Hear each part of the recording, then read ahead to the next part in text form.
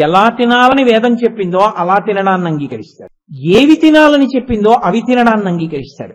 ఏది తిన్నా ఈశ్వర ప్రసాదంగా తినడానికి అంగీకరిస్తాడు. కాబట్టి తనంత తాను తినడానికి ఇష్టపడ్డాడు. పాయసం తాగాలనుంది, తను తాగడానికి ఇష్టపడ్డాడు.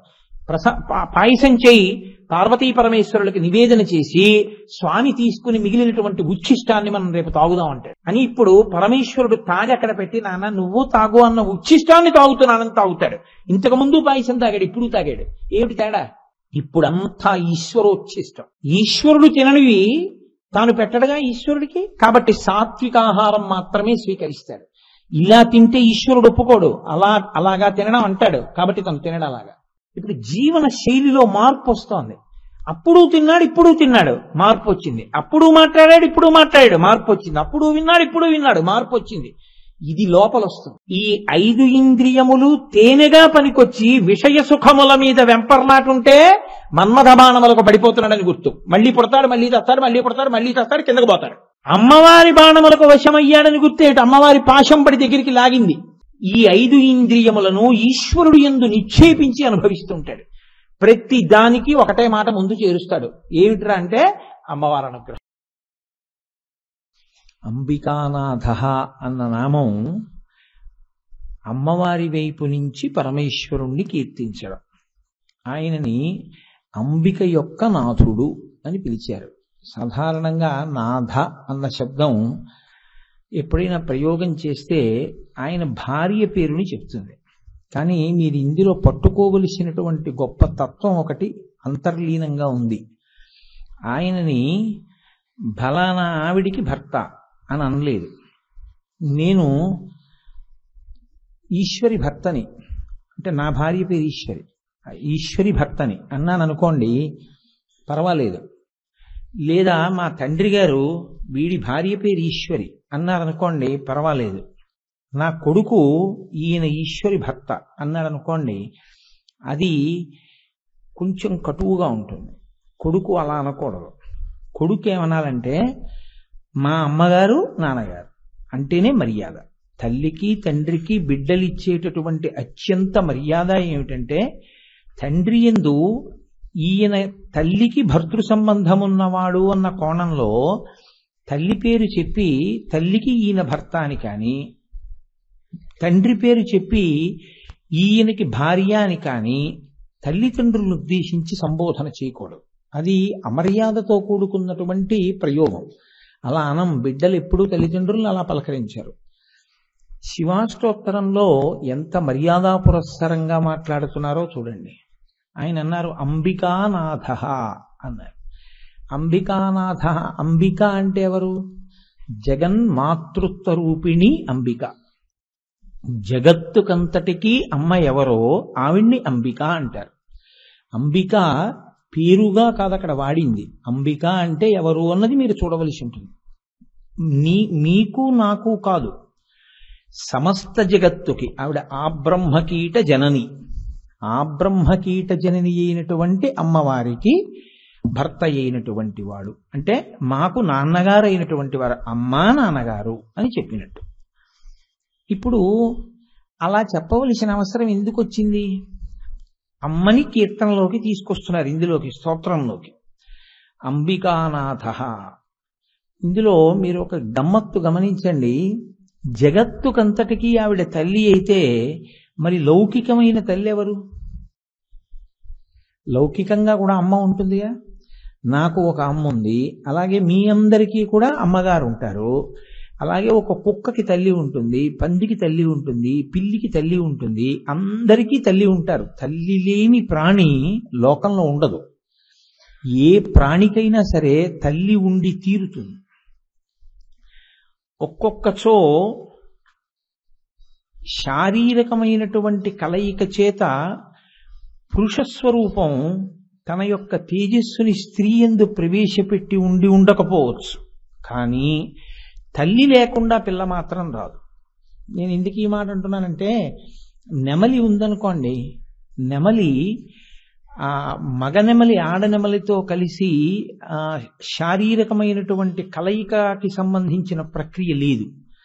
అది కేవలం మగనెమలి నల్లటి మబ్బుని చూసి సంతోషంతో నాట్యం చేస్తే దాని కంటి వెంట పడేటటువంటి ఆనంద ధారని ఆడనెమలి వెళ్ళి పట్టుకుని మింగుతుంది, మింగి గర్భం ధరిస్తుంది. మగనెమలి యొక్క స్పర్శ తిన్నగా ప్రత్యక్షంగా లేకపోవచ్చు, కానీ తల్లి లేకుండా పిల్లలు మాత్రం రారు. తల్లి ఉండి తీరాలి లోకంలో. ఈ మాతృస్వరూపమునందు లోకంలో బిడ్డలు పుట్టడము అనేటటువంటి ప్రక్రియ కొరకు అమ్మవారే తన అనుగ్రహంతో జీవుల యందు ప్రత్యేకించి స్త్రీ స్వరూపమునందు ప్రవేశించి ఆ మాతృత్వం అనేటటువంటి స్థితిని కల్పిస్తుంది. మీకు అందుకే చూడండి, మాతృత్వమునందు ఉండేటటువంటి ఒకే ఒక లక్షణం ఏమి అంటే నిర్హేతుక దయ. మిగిలిన వాటికి హేతు ఉంటుంది. నిర్హేతుకమైనటువంటి దయ ఎవరిది అంటే అమ్మ ఒక్కదాందే. నేను మీకు ఒక ఉదాహరణ చెప్తే మీరు బాగా పట్టుకుంటారు. అందరికీ అందమైన శిశువులే జన్మించాలనేం లేదు, వికృతమైనటువంటి శిశువులు జన్మిస్తారు. కొంతమందికి ఎదుగుదల లేకుండా ఉండిపోతారు, మానసికమైనటువంటి పరిణితి లేకుండా అలా ఉండిపోతారు. 40 ఏళ్ళు వచ్చినా 50 ఏళ్ళు వచ్చినా అలాగే ఉండిపోతారు. కానీ అమ్మతనం మాత్రం చెక్కు చెదరదు. పిల్లవాడు ఎంత బలహీనుడైతే అమ్మతనం అంత గట్టితనాన్ని పొందుతుంది. అమ్మ వెంపర్లాట అంతా దేనికోసం అంటే, అయ్యో వీడు చాలా అమాయకుడు, వీడికి ఏం తెలియదు, వీడికి బలం లేదు, వీడు ఎలా వృద్ధిలోకి వస్తాడు, వీడిని ఎవరు చూస్తారు, వాడి గురించే అమ్మ వెంపర్లాట ఉంటుంది. అందుకే తన శరీరములో వేరొక ప్రాణి ఊపిరి పోసుకోవడానికి బయటికి వచ్చినటువంటి ప్రాణికి ఉత్తర క్షణం తన శరీరంలో ఉన్నటువంటి శక్తినే ఆహారంగా మార్చి ఇచ్చేటటువంటి ప్రక్రియ, పుట్టినటువంటి ఆ గుడ్డుని, ఆ శిశువుని, ఆ పసికందుని వెంటనే ప్రేమతో ఆలింగనం చేసుకునేటటువంటి స్వభావము స్త్రీ యందు అమ్మవారు నిక్షేపించింది. అందుకే ఈ జాతి ఎంత గౌరవాన్ని ఇచ్చిందంటే స్త్రీకి, ఆమె లేని నాడు సృష్టి లేదు. ఇంకా అసలు మళ్ళీ ఆ తర్వాత ఇంకొక ప్రాణి పుట్టడం అనేటటువంటిది లేదు. అందుకే ఏవి సృష్టికి అత్యంత ప్రధానములో వేరొక ప్రాణి ఈ భూమి మీద తిరగడం అనేటటువంటిది అత్యంత ప్రధానమైనటువంటి స్థితిలో స్త్రీ యొక్క శరీరమునందు ఉండేటటువంటి ఏ అవయవములున్నాయో అవి భూమిని తాకడాన్ని శాస్త్రం అంగీకరించలేదు, అవి గౌరవింపబడుగాక. కాబట్టి ప్రత్యేకించి మాతృసూచన అయినటువంటి స్తనములు భూమికి తగలనివ్వరు. అందుకే స్త్రీ సాష్టాంగ నమస్కారం నేల మీద తగిలేటట్టుగా చెయ్యరు.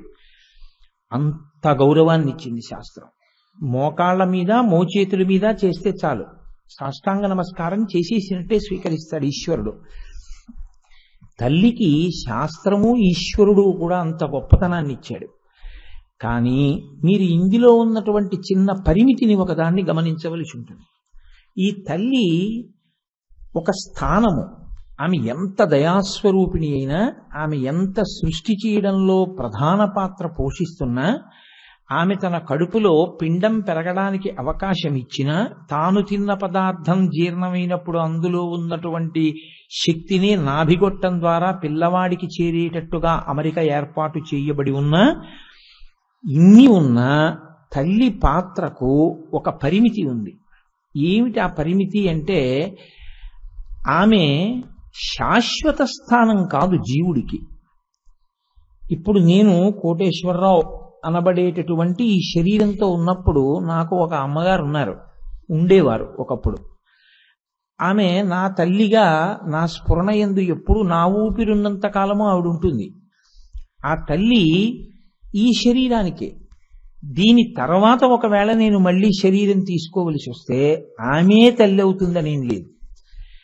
అథవా దీనికి పూర్వం నేను ఏ శరీరం పుచ్చుకుని ఉండేవాణ్ణో దానికి ఆవిడ తల్లి కాదు. ఇప్పుడే ఆవిడ నాకు తల్లి. తర్వాత ఎవరి పుణ్యపాపములు వాళ్ళవి. ఆవిడ తల్లి కావచ్చు, తండ్రి కావచ్చు, లేదా ఆమె అదే జీవుడికి మళ్ళీ తల్లి కావచ్చు. కానీ ఎప్పుడూ అన్ని జన్మలలోనూ ఆ తల్లి ఆ బిడ్డే తల్లి బిడ్డలుగా ఉంటారని మాత్రం లేదు. అలా ఉండరు. మా అమ్మగారే మళ్ళీ నాకు అమ్మ అవడం కోసం అని చెప్పి ఎదురు చూస్తూ ఉండడం అనేటటువంటి ప్రక్రియ ఏమి ఉండదు. తల్లి స్థానం మారిపోతుంటుంది జీవుడికి. కానీ జీవుడికి తల్లి స్థానం మారినా ఏ తల్లి ఉండనివ్వండి, అది కుక్కకి తల్లి కానివ్వండి, ఎద్దుకి ఓ దూడకి తండ్రి కానివ్వండి, పిల్లికి తల్లి కానివ్వండి, ఆ తల్లితనంలో ఉన్నటువంటి గొప్పతనం మాత్రం దయ. అందుకే ఈశ్వరుడు ఈ దయ అన్న స్థితిని మాతృత్వంలో మాత్రం భంగపాటు చేయడానికి ఆయన అంగీకరించలేదు. అందుకే అది ఎంత క్రూర మృగం అవనివ్వండి, దానికి కంటికి పొర ఉన్నంతసేపు మాత్రమే తన పిల్లల్ని తాను తినేస్తుంది. అలా తినకపోతే క్రూర మృగాలు పెరిగిపోతాయి. అందుకని దానికి కొంతకాలం బిడ్డలు పుట్టిన తర్వాత కన్ను కనపడకుండా పొర కమ్మేటట్టు పిచ్చి ఆకలి పుట్టేటట్టు చేస్తాడు ఈశ్వరుడు. ఆ పిచ్చి ఆకలి తిరగలేదు, వెళ్ళలేదు ఆకలి, అందుకని తడిమి తన బిడ్డ అని తెలియక తినేస్తుంది. చిదిరినవి ఉంటాయి కొన్ని, అంటే కొంచెం దూరంగా వెళ్ళిపోయిన ఉంటాయి. ఆ పొర విడిచిపెట్టగానే గుర్తుపడుతుంది, ఇది నా తనూభవ, ఇది నా బిడ్డ అని. అంతే. ఉత్తర క్షణం పాలు స్రవిస్తాయి దానికి. అది పెద్ద పులి కానివ్వండి, సింహం కానివ్వండి, శివంగి అంటారు ఆడదైతే. అది బిడ్డల్ని పోషిస్తుంది. దానికి కను పొర విచ్చుకున్న తర్వాత కూడా ఆ దయ కలగలేదనుకోండి, అసలు ఆ జాతి ఉండదు ఇంకా భూమి మీద. ఎందుకంటే ఉంచదుగా, అది తినేస్తుంది. కానీ దానికి కంటి పొర విచ్చిందో అది చూసి చూడగానే దానికి దయ కలుగుతుంది. దయ కలిగితే అది ఏం చేస్తుందంటే దానికి పాలిస్తుంది, పెంచి పెద్ద చేసి దానితో పాటు తీసుకెడుతుంది. తాను వేటాడుతుంది, దానికి వేట నేర్పుతుంది, తాను తింటుంది, దానికి పెడుతుంది. కాబట్టి అత్యంత క్రూర మృగానికి కూడా మాతృత్వమునందు దయ అన్న మాటని మాత్రం ఈశ్వరుడు చెరపలేదు. ఎందుకని అంటే ఆ దయ అన్నది పోయిందనుకోండి, అసలు ఇక సృష్టిక్రమం ఆగిపోతుంది. అందుకే లోకంలో మొట్టమొదటి ఈశ్వర స్వరూపం ఇది నమస్కరించడానికి అంటే కన్నతల్లే. తల్లిని మించినటువంటి దైవం ఇక లేదు ప్రపంచంలో. తల్లి సేవ చెయ్యగలిగినటువంటి వాడు ఎవరుంటాడో వాడు సాక్షాత్ పరదేవతానుగ్రహాన్ని పొందుతున్నట్టే, ప్రతిరోజు పరదేవత సేవ చేస్తున్నట్టే. ఆ మాతృసేవ ఉత్తినే పోతుందని మీరు అనుకోకండి. అమ్మ పొందిన సంతోషం మీ జీవితాన్నే ఉద్ధరించేస్తుంది. అటువంటి అనుగ్రహం కలుగుతుంది. అమ్మ అమ్మే. అటువంటి అత్యంత విలువైనటువంటి స్థానం అమ్మ స్థానం. కానీ అమ్మకి ఉండేటటువంటి పరిమితులు ఈ రెండే. ఒకటి, జీవయాత్రలో ఆవిడే ఈ జీవుడికి ఎప్పుడూ తల్లి కాదు. రెండు, ఆమె శరీరాన్ని ఇస్తుంది కానీ మళ్ళీ శరీరం పుచ్చుకోకుండా మాత్రం ఆవిడ చేయలేదు. ఎందుచేత అంటే ఒక పెద్ద ప్రతిబంధకం ఒకటి వస్తుంది. అమ్మ అన్నిటినీ కొడుకు విడిచిపెట్టడాన్ని అంగీకరించలేదు. ఎందుకో తెలుసా అండి? అసలు ముందనుబంధం ఆవిడిది. ఆవిడ ముందు సంబంధం ఎవరిదంటే సృష్టిలో అసలు ఊపిరి పోసుకోవడంలో అమ్మతోడిదే మొదటి సంబంధం. నాభి సంబంధం ఆవిడతోటే కదండి. మరి అది కత్తిరించేస్తారు బయటికి వచ్చాక. నాభి కత్తిరించేసిన బొడ్డు కోసేశారంటారు. కోసేసిన హృదయ సంబంధంగా మిగిలిపోతుంది నా కొడుకు. ఇప్పుడు ఆయన సర్వసంగ పరిత్యాగ అయ్యాడు అనుకోండి, ఆయన అమ్మని విడిచిపెట్టి వెళ్ళిపోతాడుగా. అందుకని తల్లి జ్ఞానమును పొందడానికి యోగ్యమైనటువంటి స్థితిలోకి కొడుకు ఎదిగి వైరాగ్యమును పొందడాన్ని తల్లి అంగీకరించలేదు. ఎందుకంటే తల్లికి ఎప్పుడూ కోరిక ఉంటుందో తెలుసా? కొడుకు అలా కళ్ళ ముందు తిరుగుతూ ఉంటాడు తప్ప, కళ్ళ ముందు కొడుకు తిరగకపోయినా పర్వాలేదు అని ఎవరైనా తల్లి అనగలిగితే ఆవిడ చాలా అసాధారణమైనటువంటి వ్యక్తిత్వము అని చెప్పవలసి ఉంటుంది. ఆర్యాంబ చాలా గొప్పది, మహాతల్లి ఆర్యాంబ, సాక్షాత్ శంకర భగవత్పాదులకు తల్లి. అటువంటి తల్లి శంకర భగవత్పాదుల యొక్క అన్ని ప్రజ్ఞా విశేషాలు చూసినా సన్యసించడానికి అంగీకరించగలిగింది ఆవిడ. శంకరాచార్యుల వారు మార్గాన్వేషణం చేయవలసి వచ్చింది. ఆయన నదీ జలాలలో నిలబడి ఉండగా దుర్వాసో మహర్షి యొక్క శాపం చేత మొసలి వచ్చి పట్టుకుంది. ఆయనకి కాదు శాపం, ఆ మొసలికి. ఆ మొసలి వచ్చి పట్టుకుంది ఒక గంధర్వుడు.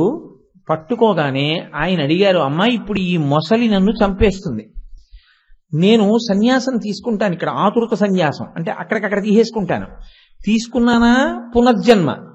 కాబట్టి ఇప్పుడు నా శరీరాన్ని మొసలి తిన్నా నేను తరిస్తాను, నువ్వు తరిస్తావు. నువ్వు వద్దన్నావా, నేను ఏ సంస్కారము పొందకుండా వివాహం అవి అవ్వకుండానే మొసలి నోట పడిపోతాను. ఏం చేయమంటావు అన్నాడు. అమ్మకి మార్గం లేకంది, తీసుకో అంది. సన్యస్తోహం, నేను సన్యసించుతున్నాను అన్నారంతే, మొసలు వదిలేసింది. ఇప్పుడు బయటికి వస్తే శంకరాచార్యుల వారు తల్లి ఒప్పుకోల. ఆయన నచ్చ చెప్పారు అమ్మకి. ఏమని చెప్పవలసి వచ్చిందంటే, అమ్మా నీ ప్రాణోత్క్రమణం అవుతూ ఉండగా నన్ను నువ్వు స్మరిస్తే ఎక్కడ ఉన్నా నేను వస్తానమ్మా అన్నాడు. తల్లితోటి అనుబంధం అంత సామాన్యమైనటువంటి విషయము అని మీరు అనుకోకండి. తల్లికి గురువుకి ఉండే సంబంధం ఏమిటో లోకంలో చూపించినటువంటి మహాపురుషుడెవరో తెలుసా అండి? కంచికామకోటి పీఠాధిపత్యం వహించి మహాపురుషుడై అసలు సనాతన ధర్మపు ఖ్యాతిని ప్రపంచపు దశ దిశల ప్రకాశింపచేసినటువంటి మహాపురుషుడు చంద్రశేఖరేంద్ర సరస్వతి మహాస్వామి వారు. ఆయన శతాయుష్కులై చిట్ట చివరి శరీరాన్ని విడిచిపెట్టేద్దాం అనుకుంటూ ఉండగా ఆయన దగ్గర ఉన్నటువంటి శిష్యులు శంకర విజయేంద్ర సరస్వతి స్వామి వారు కూడా ఇద్దరూ వచ్చి ఎక్కడికో పనుంది చెన్నై వెడుతున్నా ఉన్నారు, వెళ్ళి రండి అన్నారు. దగ్గర ఉన్న పరిచారికుడిని కూడా అందరూ భోజనాలు చేస్తున్నారు, వెళ్ళిపో అని పంపించేశారు. ఏదో స్కూల్కి పట్టుకెడుతూ ఆయన తల్లిగారు మహాలక్ష్మమ్మ గారి యొక్క ఫోటో పట్టుకెడుతున్నారు ఆ రోజున. అది తెప్పించి అక్కడ పెట్టమన్నారు. పెట్టమని ఒకసారి తేరిపారి అమ్మగారి ఫోటో వంక చూశారు. ఈ శరీరం రావడానికి కారణం ఈవిడే. ఈ శరీరం అంటూ ఉండబట్టి కదూ సాధన చేశావు, కాబట్టి ఈ శరీరాన్ని ఆవిడ ఇచ్చారు. ఆయన ప్రతిరోజు ఉదయ స్నానం చేయగానే కలవై వంక చూస్తారు. గురువుగారు శరీరంతో ఉన్నప్పుడు ఉన్న ప్రదేశం కలవై ఎటుందో అటు తిరిగి నమస్కారం చేసేవారంటే గురువుగారు ఉన్న దిక్కుకి నమస్కరించేవారు. అది గురుభక్తి అయింది. అకస్మాత్తుగా మధ్యాహ్నం వేళ కలవైకి నమస్కరించారు, అంతే ప్రాణోత్క్రమణం అయిపోయి. అంటే ఆయన నిరూపించారు, ఆఖరి శ్వాసలో కూడా దక్షిణామూర్తిగా మౌనంతో నిరూపించారు. ఇది ఇచ్చింది అమ్మ. నాన్నగారు కూడా అమ్మ అన్నప్పుడు మీరు నాన్నగారిని కూడా తీసుకోవాల్సి ఉంటుంది. ఇందులోకి మళ్ళీ రాకుండా చేసిన వారు గురువుగారు. కాబట్టి అమ్మ తుదసారి శరీరంతో తిరగడానికి కావలసిన సాధనాన్ని ఇచ్చిన నీకు నమస్కారం. ఇక మళ్ళీ ఇందులోకి రాకుండా జ్ఞానం ఇచ్చినటువంటి గురువుగారు మీకు నమస్కారం, అంతే విడిచిపెట్టారు. అది తల్లికి గురువుకి. ఇంకా నేను ఇంతకన్నా చెప్పడం చాలా కష్టమని నేను పరమాచార్య స్వామి వారి జీవితంలో ఘట్టంతో అన్వయం చేశాను. తల్లి గురువు అంత దగ్గర సంబంధంతో ఉంటారు. కానీ తల్లికి ఉండేటటువంటి పరిమితి మాత్రం ఎప్పుడూ దీంట్లో ఉండాలని, అతను సంతోషంగా తిరుగుతూ ఉండాలని, పెళ్లి చేసుకోవాలని, పిల్లలతో ఉండాలని, అందరిలా సంసారం చేయాలని, అందరిలా ఏదో సుఖము అన్న మాట ఏదుందో దానికి అతను ఆలవాలము కావాలని కోరుకుంటూ ఉంటుంది. ఇటువంటి తల్లి ఎవరైతే ఉందో ఆ తల్లి మళ్లీ శరీరములోకి రాకుండా కావలసినటువంటి జ్ఞానాన్ని మాత్రం ఆమె అనుగ్రహించలేదు. సాధారణంగా తల్లి అలా చేసేటటువంటి అవకాశం లోకంలో ఉండదు. కానీ ఒక్క పరాశక్తి మాత్రం ఆవిడేం చేస్తుందంటే మళ్లీ ఈ లోకంలోకి రావలసిన అవసరం లేని విడుదల కల్పిస్తుంది. జన్మయందుండే లక్షణం ఏమిటో తెలుసా అండి? శరీరంలోకి రావడంలో తల్లి తండ్రి వీళ్ళిద్దరిది ప్రధాన భూమిక. తండ్రి తన తేజస్సుని సుక్షేత్రమునందు ప్రవేశపెడతాడు. తండ్రి గారు ప్రధాన కారకుడు. రామచంద్రమూర్తి అయోధ్యకాండలో అదే అంటాడు, తండ్రిని మించిన దైవము లేడు. ఎందుకంటే అసలు అస్థి ఇది ఉన్నది అంటే కారణం తండ్రి గారే. ఆయనే మళ్లీ తాను భూమి మీద తిరగడానికి వీలుగా తన రూపము ఈ భూమి మీద తిరగడానికి తన హృదయము నుంచి కదిలినటువంటి తేజస్సుని తన భార్య యందు నిక్షేపించాడు. కాబట్టి తండ్రి యొక్క తేజస్సు మొదట కదిలితే ఈ శరీరము రావడానికి కారణమవుతోంది. కదిలిన తేజస్సుని పట్టి లోపల పిండంగా మారడానికి కావలసినటువంటి గర్భాలయాన్ని ఇచ్చినటువంటిది అమ్మ. నాన్నగారు ఈ ఇద్దరూ లేకపోతే అసలు ఇవాళ నేనున్నాను అన్న మాట లేనేలేదు. ముందు వాళ్ళిద్దరు ఉండబట్టి ఇది ఉంది. కాబట్టి తల్లిదండ్రుల్ని స్మరించనివాడు, తల్లిదండ్రులను చూడనివాడు, తల్లిదండ్రులకు నమస్కరించనివాడు, తల్లిదండ్రులు శరీరం విడిచిపెడితే తద్దినం పెట్టనివాడు, తల్లిదండ్రుల ఫోటో ఇంట్లో లేనివాడు ఎంత మంచివాడుగా కనపడ్డా మీరు స్నేహం చెయ్యక్కర్లేదు. ఎందుకంటే వాడిని మించిన కృతజ్ఞుడు ప్రపంచంలో ఇంకోడు లేడు. అసలు వాడు ఉన్నాడు అనడానికి ఎవరు కారణమో వాళ్ళ గురించే వాడికి ఏమీ పట్టింపు లేదు. వాడు మీ గురించి పట్టించుకుంటాడని మీరు ఎలా నమ్ముతారు? వాడితో మీకెందుకు స్నేహం? అందుకే తల్లిదండ్రుల శరీరం పడిపోయిన వాళ్ళ ఇంటికి వెళ్ళినప్పుడు వాళ్ళ ఇంట్లో తల్లిదండ్రుల ఫోటో కనపడకపోతే మీరు ఇంకా స్నేహం చేయక్కర్లేదు. తల్లిని తండ్రిని చూడడం అన్నది చేతకాని వాడైతే వాడితో కూడా స్నేహం అక్కర్లేదు. తల్లి తండ్రి అంత గౌరవనీయమైనటువంటి స్థానం, అంత పూజనీయమైనటువంటి స్థానం. ఒక వ్యక్తి స్థాయిలో, ఒక జీవి స్థాయిలో తల్లిదండ్రులు అంత గొప్పవాళ్ళైతే జగత్తుకంతటికీ తల్లిదండ్రులు పార్వతీ పరమేశ్వరులు. అందుకే సంస్కృత భాష నేర్చుకునే వాళ్ళందరూ ముందు చెప్పే ప్రార్థనా శ్లోకం ఏమిటంటే వాగర్ధావివ సంపృక్తౌ వాగర్ధ ప్రతిపత్తయే జగత పితరౌ వందే పార్వతీ పరమేశ్వరౌ. వాళ్ళిద్దరు ఎలా కలిసి ఉంటారు అంటే వాక్కు అర్థము ఈ రెండు ఎంతగా కలిసి ఉంటాయో పార్వతీ పరమేశ్వరులు అంతగా కలిసి ఉంటారు. వాళ్ళు ఒక జీవుడికి తల్లిదండ్రులు కారు, సమస్త జగత్తుకి తల్లిదండ్రులు. మాతా చ పార్వతీదేవి పితాదేవో మహేశ్వర బాంధవ శివభక్తాశ్చ స్వదేశో భువనత్రయం. ఆ పార్వతీ పరమేశ్వరుల యొక్క బిడ్డలైనటువంటి వాళ్ళని తల్లిదండ్రుల్ని స్మరించేటటువంటి భక్తులు ఎవరున్నారో వాళ్ళు మాకు బంధువులు. తల్లిదండ్రుల్ని స్మరించని వాళ్ళు ఎవరున్నారో ఆ పార్వతీ పరమేశ్వరుల్ని స్మరించని వాళ్ళు వాళ్ళతో మాకు బంధుత్వం అక్కర్లేదు. కాబట్టి మాతా చ పార్వతీదేవి పితాదేవో మహేశ్వర బాంధవా శివభక్తాశ్చ స్వదేశో భువనత్రయం. భువనత్రయం మా ఇల్లు. అలా చెప్పారు శంకర భగవత్పాదులు. ఎందుకని? జగద్గురువులు కనుక మనం చేరవలసిన మార్గాన్ని నిర్దేశం చేశారు. మీరు చూడండి, లోకంలో పోషణ అని ఒక మాట ఉంటుంది. ఇది బయటికి వచ్చిన తరువాత పోషణలో కొంత వయసు దాటిపోయిన తరువాతది మాత్రమే మనకి తెలుసు. మా అమ్మగారు నాకు పాలిచ్చి పెంచినటువంటి స్థితి నాకు జ్ఞాపకంలో లేదు. నాకు కాదు, ఎవరికీ జ్ఞాపకం ఉండి ఉండకపోవచ్చు. కానీ మా అమ్మగారు పరమ సంతోషంగా నాకు ఇష్టమైనటువంటి పదార్థాలు నేను చిన్నతనంలో ఏవి ఇష్టపడి తినేవాణ్ణో అవి మా అమ్మగారు ఎంతో ప్రేమతో నాకు వండి పెట్టినటువంటి రోజులు నా ఊపిరి ఉన్నంత కాలం నాకు జ్ఞాపకం ఉంటాయిగా.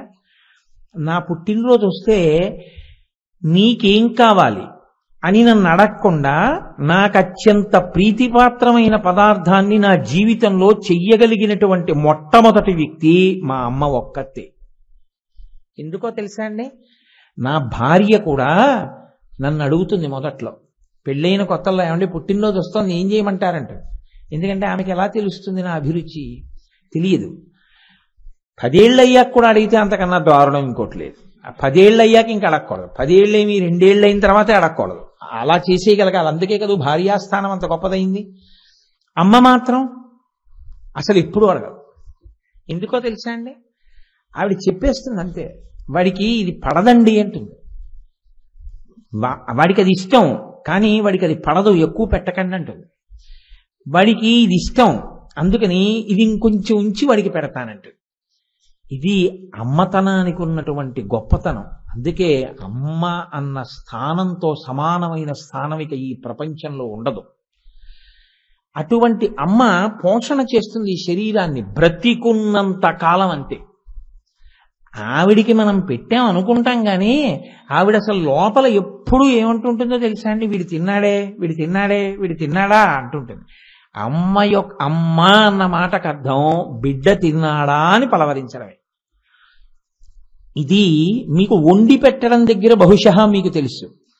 అంతకు పూర్వం ఆవిడ మీకు పసిబిడ్డడిగా ఉన్నప్పుడు పాలు పట్టింది, అది తెలియదు. అంతకన్నా ముందు ఈ కడుపులో మీరు జీవుడిగా అమ్మ కడుపులో ఉన్నారు. అప్పుడు కూడా జీవుడికి ఆకలి ఉంది. అమ్మ పెట్టినటువంటి పదార్థం లోపలికి వెళ్ళకపోతే పిండం ఎలా పెరిగిందండి? సగం కాలిపోయిన శవం ఎంత భయంకరంగా ఉంటుందో సగం పెరిగిన పిండం అంతే భయంకరంగా ఉంటుంది లోకంలో. ఏ 6వ నెలలోనో 7వ నెలలోనో పిండాన్ని చూశారనుకోండి, సగం సగం ఏర్పడినటువంటి పిండం అతి భయంకరంగా ఉంటుంది. సగం కాలిపోయిన శవం అంతే భయంకరంగా ఉంటుంది. అందుకే ఈ 2 స్థితులలోనూ అసలు మనం చూడలేం. ఎంత దగ్గర వాళ్ళైనా దూరంగా పోతారు, ఎక్కడికో పోయి నించుంటారు. దానికి వేరే ఆ స్థితప్రజ్ఞత ఉన్నవాళ్ళు, ఆ గుండె ధైర్యం ఉన్నవాళ్ళు వాళ్ళే ఉంటారంతే ఆ కాల్చేటప్పుడు దగ్గర. అమ్మ ఒక్కతే కడుపులో అటువంటి పిండాన్ని పెట్టుకు తిరగలదు. ఆవిడ ఒక్కతే అలా జీవం పోసింది. ఆవిడ తిన్న దాంట్లోంచి నాభిగొట్టంలోంచి ఎక్కించి లోపల పిండం తయారవడానికి ఏర్పాటు చేస్తుంది ఆవిడ.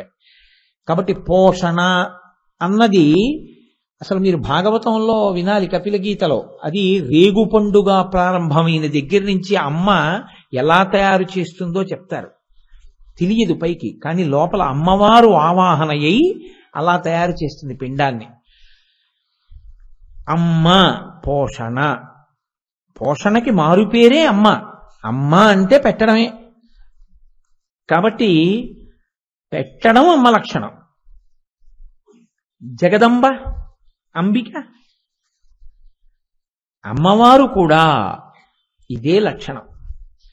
మనకి మన అమ్మ వరకే తెలుసు. మన అమ్మకున్నటువంటి పరిమితి ఏమిటంటే, నాకు పెట్టవలసి వచ్చి మా ఎదురింటి అబ్బాయి వచ్చి నాతో ఆడుకుంటున్నాడు అనుకోండి, నాకు వాడికి కూడా పెట్టవలసి వచ్చింది అనుకోండి, ఒరే నువ్వు ఇలా రా ఓసారి అని తలుపేసి ఒక్క లడ్డూయే ఉంటే మా అమ్మ బహుశా నాకు ఒక్కడికే పెట్టి, తినేసావా మంచినీళ్ళు తాగి ఆ నోట్లో మళ్ళీ ఆ లడ్డూ తిన్న శేషం కనబడితే బాగుండదు, మింగు అని నీళ్లు మింగించేసి తలుపు తీసి వెళ్ళి ఆడుకో అంటే, ఉన్న ఒక్క లడ్డుని 2 ముక్కలు చేసి కూడా పెట్టలేదమ్మ, కొడుకే తినాలి.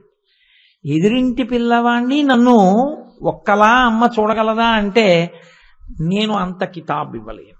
తల్లి అలా చూడగలిగితే తల్లితనానికి ఒక విస్మృతి వచ్చేస్తుంది. అలా ఉండదు. ఏ బిడ్డ మీద ఆ తల్లికి మమకారం. జగన్మాతకి అలా ఉండదు. ఆవిడ చీమ నుంచి ఏనుగు వరకు సమస్త జీవకోటికి ఆవిడ తల్లి. అది అంబిక అంటే. ఇప్పుడు అసలు సృష్టి అన్న మాట ఎక్కడ ఏర్పడిందండి? తండ్రి తల్లి కలయికలో కదూ పిండానికి పోషణ, పిండం ఏర్పడ్డం. ఇప్పుడు ఈ జగత్ ఏర్పడాలంటే ఆద్య కుటుంబినే, మొట్టమొదట తల్లిదండ్రులు ఉండాలి దీనికి. ఎవరు మొదటి తల్లిదండ్రులు? పార్వతీ పరమేశ్వరులే. పార్వతీ పరమేశ్వరులు మొదటి తల్లిదండ్రులైతే శివుడికి ఇచ్చ ఉండాలి కదూ. ఈ సృష్టి చెయ్యాలన్న ఇచ్చ ఏర్పడితేనే కదూ అసలు పార్వతీదేవి ఈ లోకాల్ని సృజించడం అన్న మాట వస్తుంది. ఆయన కామేచ్ఛలేనివాడు, కాముణ్ణి కాల్చేశాడు ఆయన. అందుకొచ్చింది ఆవిడ గౌరవం. శివనామంలో, శివాష్టోత్తరంలో ఆవిడ్ని స్తుతి చెయ్యవలసిన అవసరం ఎందుకు వచ్చిందో తెలుసా అండి? జీవులు జీవులుగా ఉండిపోతారు, వాళ్ళకి అసలు శరీరాలు లేవు. శరీరం ఉంటే కదా. ఇది తెప్ప. నది ఉందండి, మీరు నది ఆవలి ఒడ్డునున్నారు, అన్నీ ఉన్నాయి, తప్పే లేదు. ఇంకో గంటలో వరదొచ్చేస్తోంది, పైనుంచి వర్షాలు పడ్డాయన్నారు. దాటడానికి మీకేం కావాలి? మీకు ఇతరత్ర మీ దగ్గర చెక్కు బుక్కులు, ఎల్ఐసి పాలసీలు, ఎడ్యుకేషనల్ క్వాలిఫికేషన్స్, మీ స్వర్ణ కంకణాలు, మీ ఉంగరాలు, మీ వాచీలు, ఇవన్నీ మిమ్మల్ని రక్షించవు. ఒక తెప్ప ఉంటే మీరు దాటుతారు ఇట్నించటు. ఈశ్వరుణ్ణి చేరడానికి కావలసినటువంటి తెప్ప ఈ శరీరం. దీంతోనే పుణ్య సాధన చెయ్యాలి, ధర్మాచరణం చెయ్యాలి. మరి ఈ శరీరం రావాలంటే లోకంలో జీవకోటి ఎంత శరీరాలు పొందాలి, పాపపుణ్యాలు క్షయమైపోతుండాలి. ఏదో శరీరాల్లోకి వెళ్ళాడు అనుకోండి, వాడు పాపం పోతుంది, పోయి ఎప్పుడో అప్పుడు వస్తాడు మనుష్య జన్మలోకి. మనుష్య జన్మలోకి వచ్చిన వాడు సాధన చెయ్యాలి. ఇవన్నీ జరగాలి అంటే, ఉపాధులు రావాలి అంటే పరమేశ్వరుడికి ముందు ఇచ్చ కలగాలి, సృష్టి చేద్దామని. ఆయనకి సృష్టి చేద్దామన్న ఇచ్చ లేకపోగా లోకమంతా సృజింపబడితే బావుండును అన్న కోరికతో మన్మధుడు ఎదురుగుండా పెడితే మన్మధుడిని కాల్చేశాడు. మన్మధుణ్ణే కాల్చేసిన వాడు ఇంకా లోకాన్ని ఎలా ఏం సృష్టిస్తాడండి? మీరు కొంచెం జాగ్రత్తగా అర్థం చేసుకోండి సుమా. ఇంతకన్నా నేను కిందకి దిగొచ్చి మాట్లాడితే బాగుండదు. అది ఆడపిల్లకి పెళ్ళయి భర్త వచ్చి భర్త స్థానంలో ఉన్నటువంటి వ్యక్తి భార్య యందు అనురాగ దృష్టితో చూస్తే కదూ సంతానం కలగడం. అసలు ఆయనకి ఆ అనురాగ దృష్టి లేదు, ఆయన పరమజ్ఞాని, తనలో తాను రమిస్తూ ఉంటాడు అంతే. కాబట్టి ఆయన ఇచ్చ లేదు, కదలిక లేదు. అది ఎలా ఉంటుందంటే తరంగములు లేనటువంటి నీరు ఎలా ఉంటుందో చెరువు అలా ఉంటాడు శివుడు. తనలో తాను రమిస్తూ ఉండిపోయాడు మొదట్లో. ఇప్పుడు ఈ కదలిక లేనటువంటి శివుడికి కదలిక కల్పించాలి. ఎవరు కల్పించాలి లోకంలో అంటే ఇంతకన్నా మార్గం లేక నేను ఇలా చెప్పవలసి వస్తోంది. నేను అనబడేటటువంటి లోపల ఉన్న జీవుడు అన్న స్థాయిలో ముందనుకోండి. జీవుడు ఈ శరీరంతో బయటకు వస్తే కదూ నేను ఉపన్యాసం చెప్పడం, దీంతో వస్తే కదో సంధ్యావందనం చేయడం, దీంతో వస్తే కదో గుడికి ప్రదక్షిణం చేయడం, దీంతో వస్తే కదూ నేను ఈశ్వరుణ్ణి చేరుకునే మార్గానికి వెళ్ళడం. అసలు నేను ఈ శరీరంలోకి రావాలంటే మా నాన్నగారి తేజస్సు మా అమ్మగారిలోకి ప్రవేశించాలా? అసలు మా నాన్నగారు నిష్కాముడై కూర్చునుంటే ఇక నేను సృజింపబడతానా? మా నాన్నగారికి నేను సృజింపబడాలన్న కోరిక పుట్టడానికి కారణమేమిటి? కాముడి బాణం నాన్నగారి మీద పడాలి కదండి. ఈ విశ్వసృష్టి యందు లోకాలన్నింటినీ సృజిద్దామన్న కోరిక కలగాలంటే పరమేశ్వరుడైనా అంతే, కాముడి బాణాన్ని అంగీకరించాలి. ఆయన కాముడిని కాల్చాతో పారేశాడు. ఇప్పుడు ఈ లోకం ఉంటుందా? ఎవరుంటారు? ఆయన ఆవిడే ఉంటారు. ఉంటే నష్టం ఏమిటండి? హాయిగా అలా ఉండిపోవచ్చు కదా. పిల్లలు ఉన్న వాళ్ళందరూ ఏం పెద్ద సంతోషిస్తున్నారు, మాకు పిల్లలు లేకపోతే మాత్రం ఏం గొడవ ఉంది, పోన్లు ఎదురు మాకు పిల్లలు పుట్టలేదని సంతోషించే దంపతుల్ని మీరు ఎక్కడన్నా చూశారా? పిల్లలు లేని వాళ్ళని అలా ఉండరు. కష్టమో నిష్ఠూరమో పిల్లలు ఉండాలండి అంటారు. ఆ పిల్లలు లేరనుకోండి, చెయ్యని నోము ఉండదు, చెయ్యని వ్రతం ఉండదు.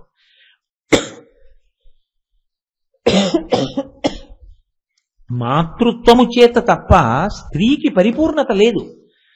అమ్మవారు మాత్రం ఎలా పరిపూర్ణత పొందుతుంది మాతృత్వం లేకుండా? మనం అందరం ఉండద్దు, ఉంటే కదా ఆవిడికి సంతోషం. కాబట్టి ఇప్పుడు ఆవిడంది, ఓయ్ పిచ్చి మన్మధుడా, నువ్వా ఈయన్ని సృష్టికి సుముఖుణ్ణి చెయ్యగలిగిన వాడివి? నువ్వా? ఈయన మళ్ళీ నా యందు అనురక్తుడై నా వలన బిడ్డల్ని పొందడానికి ఇష్టపడి తండ్రిగా వచ్చి నా పక్కన కూర్చునేటట్టు నువ్వు చేయగలవా?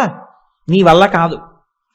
ఆవిడ ఏం చేసిందో తెలుసా అండి? ఏకకాలమునందు 2 ప్రయోజనములను సాధించింది. ఇది పెద్ద రహస్యం, ఇది చాలా జాగ్రత్తగా పట్టుకోవాలి. మన్మధుడు చెరుకు విల్లు పట్టుకుంటాడు, పుష్పబాణాలు పట్టుకుంటాడు.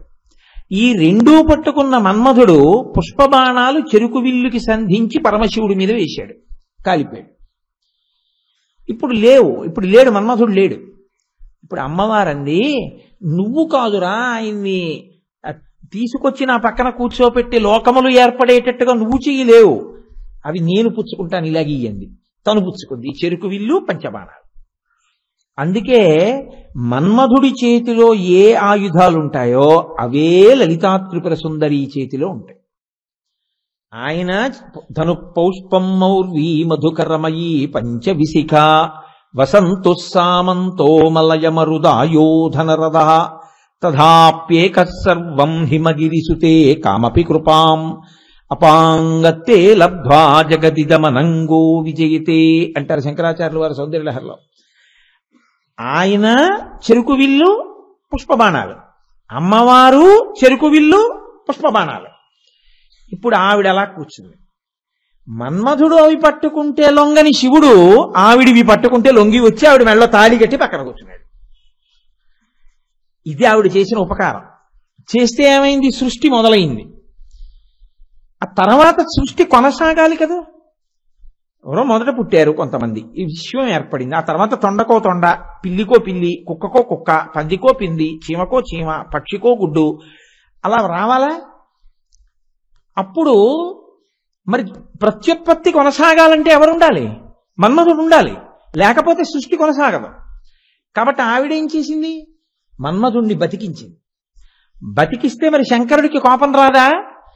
అలా ఉంటేనే నీ తండ్రితనం ఉంటుందయా, కోపడతామే అంది. ఆయన కూడా నవ్వి ఊరుకున్నాడు. అంత శాంతపరిచింది. అంటే ఇప్పుడు శంకరుణ్ణి అందించగలిగినది, శంకరుడికి సర్ది చెప్పగలిగింది, శంకరానుగ్రహాన్ని ప్రసరింపచెయ్యగలిగినది తానని నిరూపించుకుని ఈ సృష్టి కొనసాగడానికి వీలుగా మన్మధుడికి శరీరం లేకుండా ఉండేటట్టుగా అనుగ్రహించింది.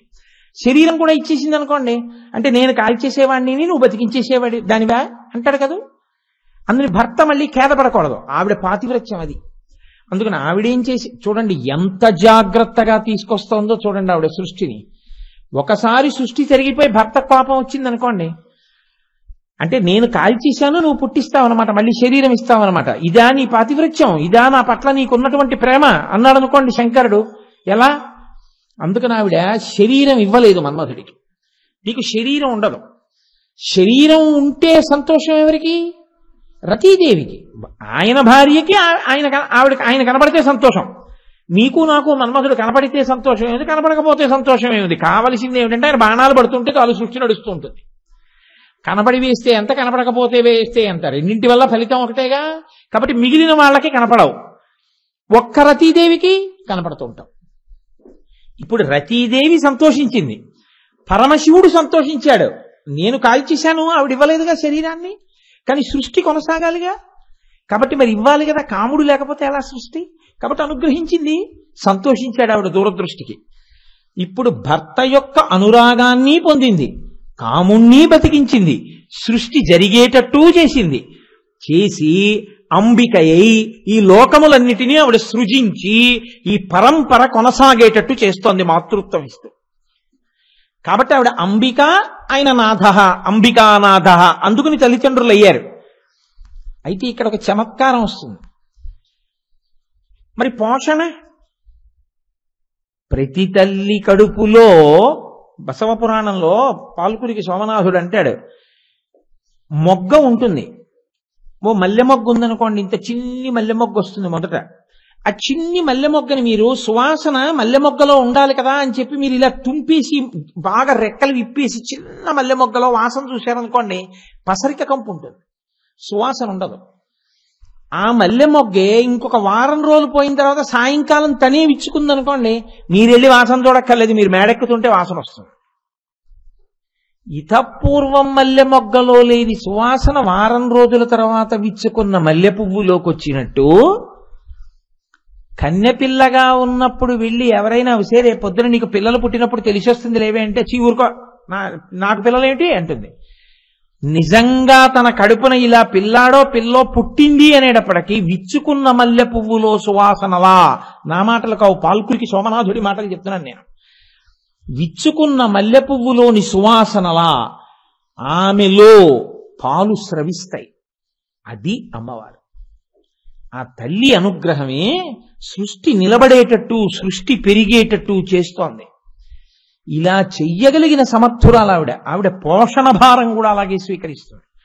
సమస్త ప్రపంచానికి ఆవిడే పోషిస్తుంది. ఎలా పోషిస్తుంది? ఆహారము ఏర్పడడానికి కారణం ఏమిటో తెలుసా అండి? కేవలము సూర్యుడు చంద్రుడు, వాళ్ళిద్దరి వల్లే ఆహారం వస్తుంది. పచనము అగ్నిహోత్రం వల్ల అవుతుంది. ఒకవేళ పచనం చేసే ఆహారం మీకు దొరకకపోయినా ఒక్కొక్కసారి వండుకోవడానికి అవకాశం లేదు, 0 డిగ్రీల కన్నా కూడా తగ్గిపోయింది ఉష్ణోగ్రత, మీకు పొయ్యి కూడా వెలగదు, కానీ బ్రతకవచ్చు. ఎలా బ్రతకవచ్చు? ఓ యాపిల్ పండు తినేసి బతికేయచ్చు, కాసిన్ని పాలు తాగి బతికేసేయచ్చు, ఇన్ని వేరుశనగ గింజలు తిని బతకచ్చు, 4 బాదం పప్పులు తిని బతకచ్చు. అగ్నిహోత్రంతో పచనం చేసిన పదార్థం దొరకనప్పుడు కూడా బతకచ్చు. కానీ సూర్యచంద్రులు లేకపోతే మాత్రం ఆహారం లేదు. ఎందుకో తెలుసా అండి?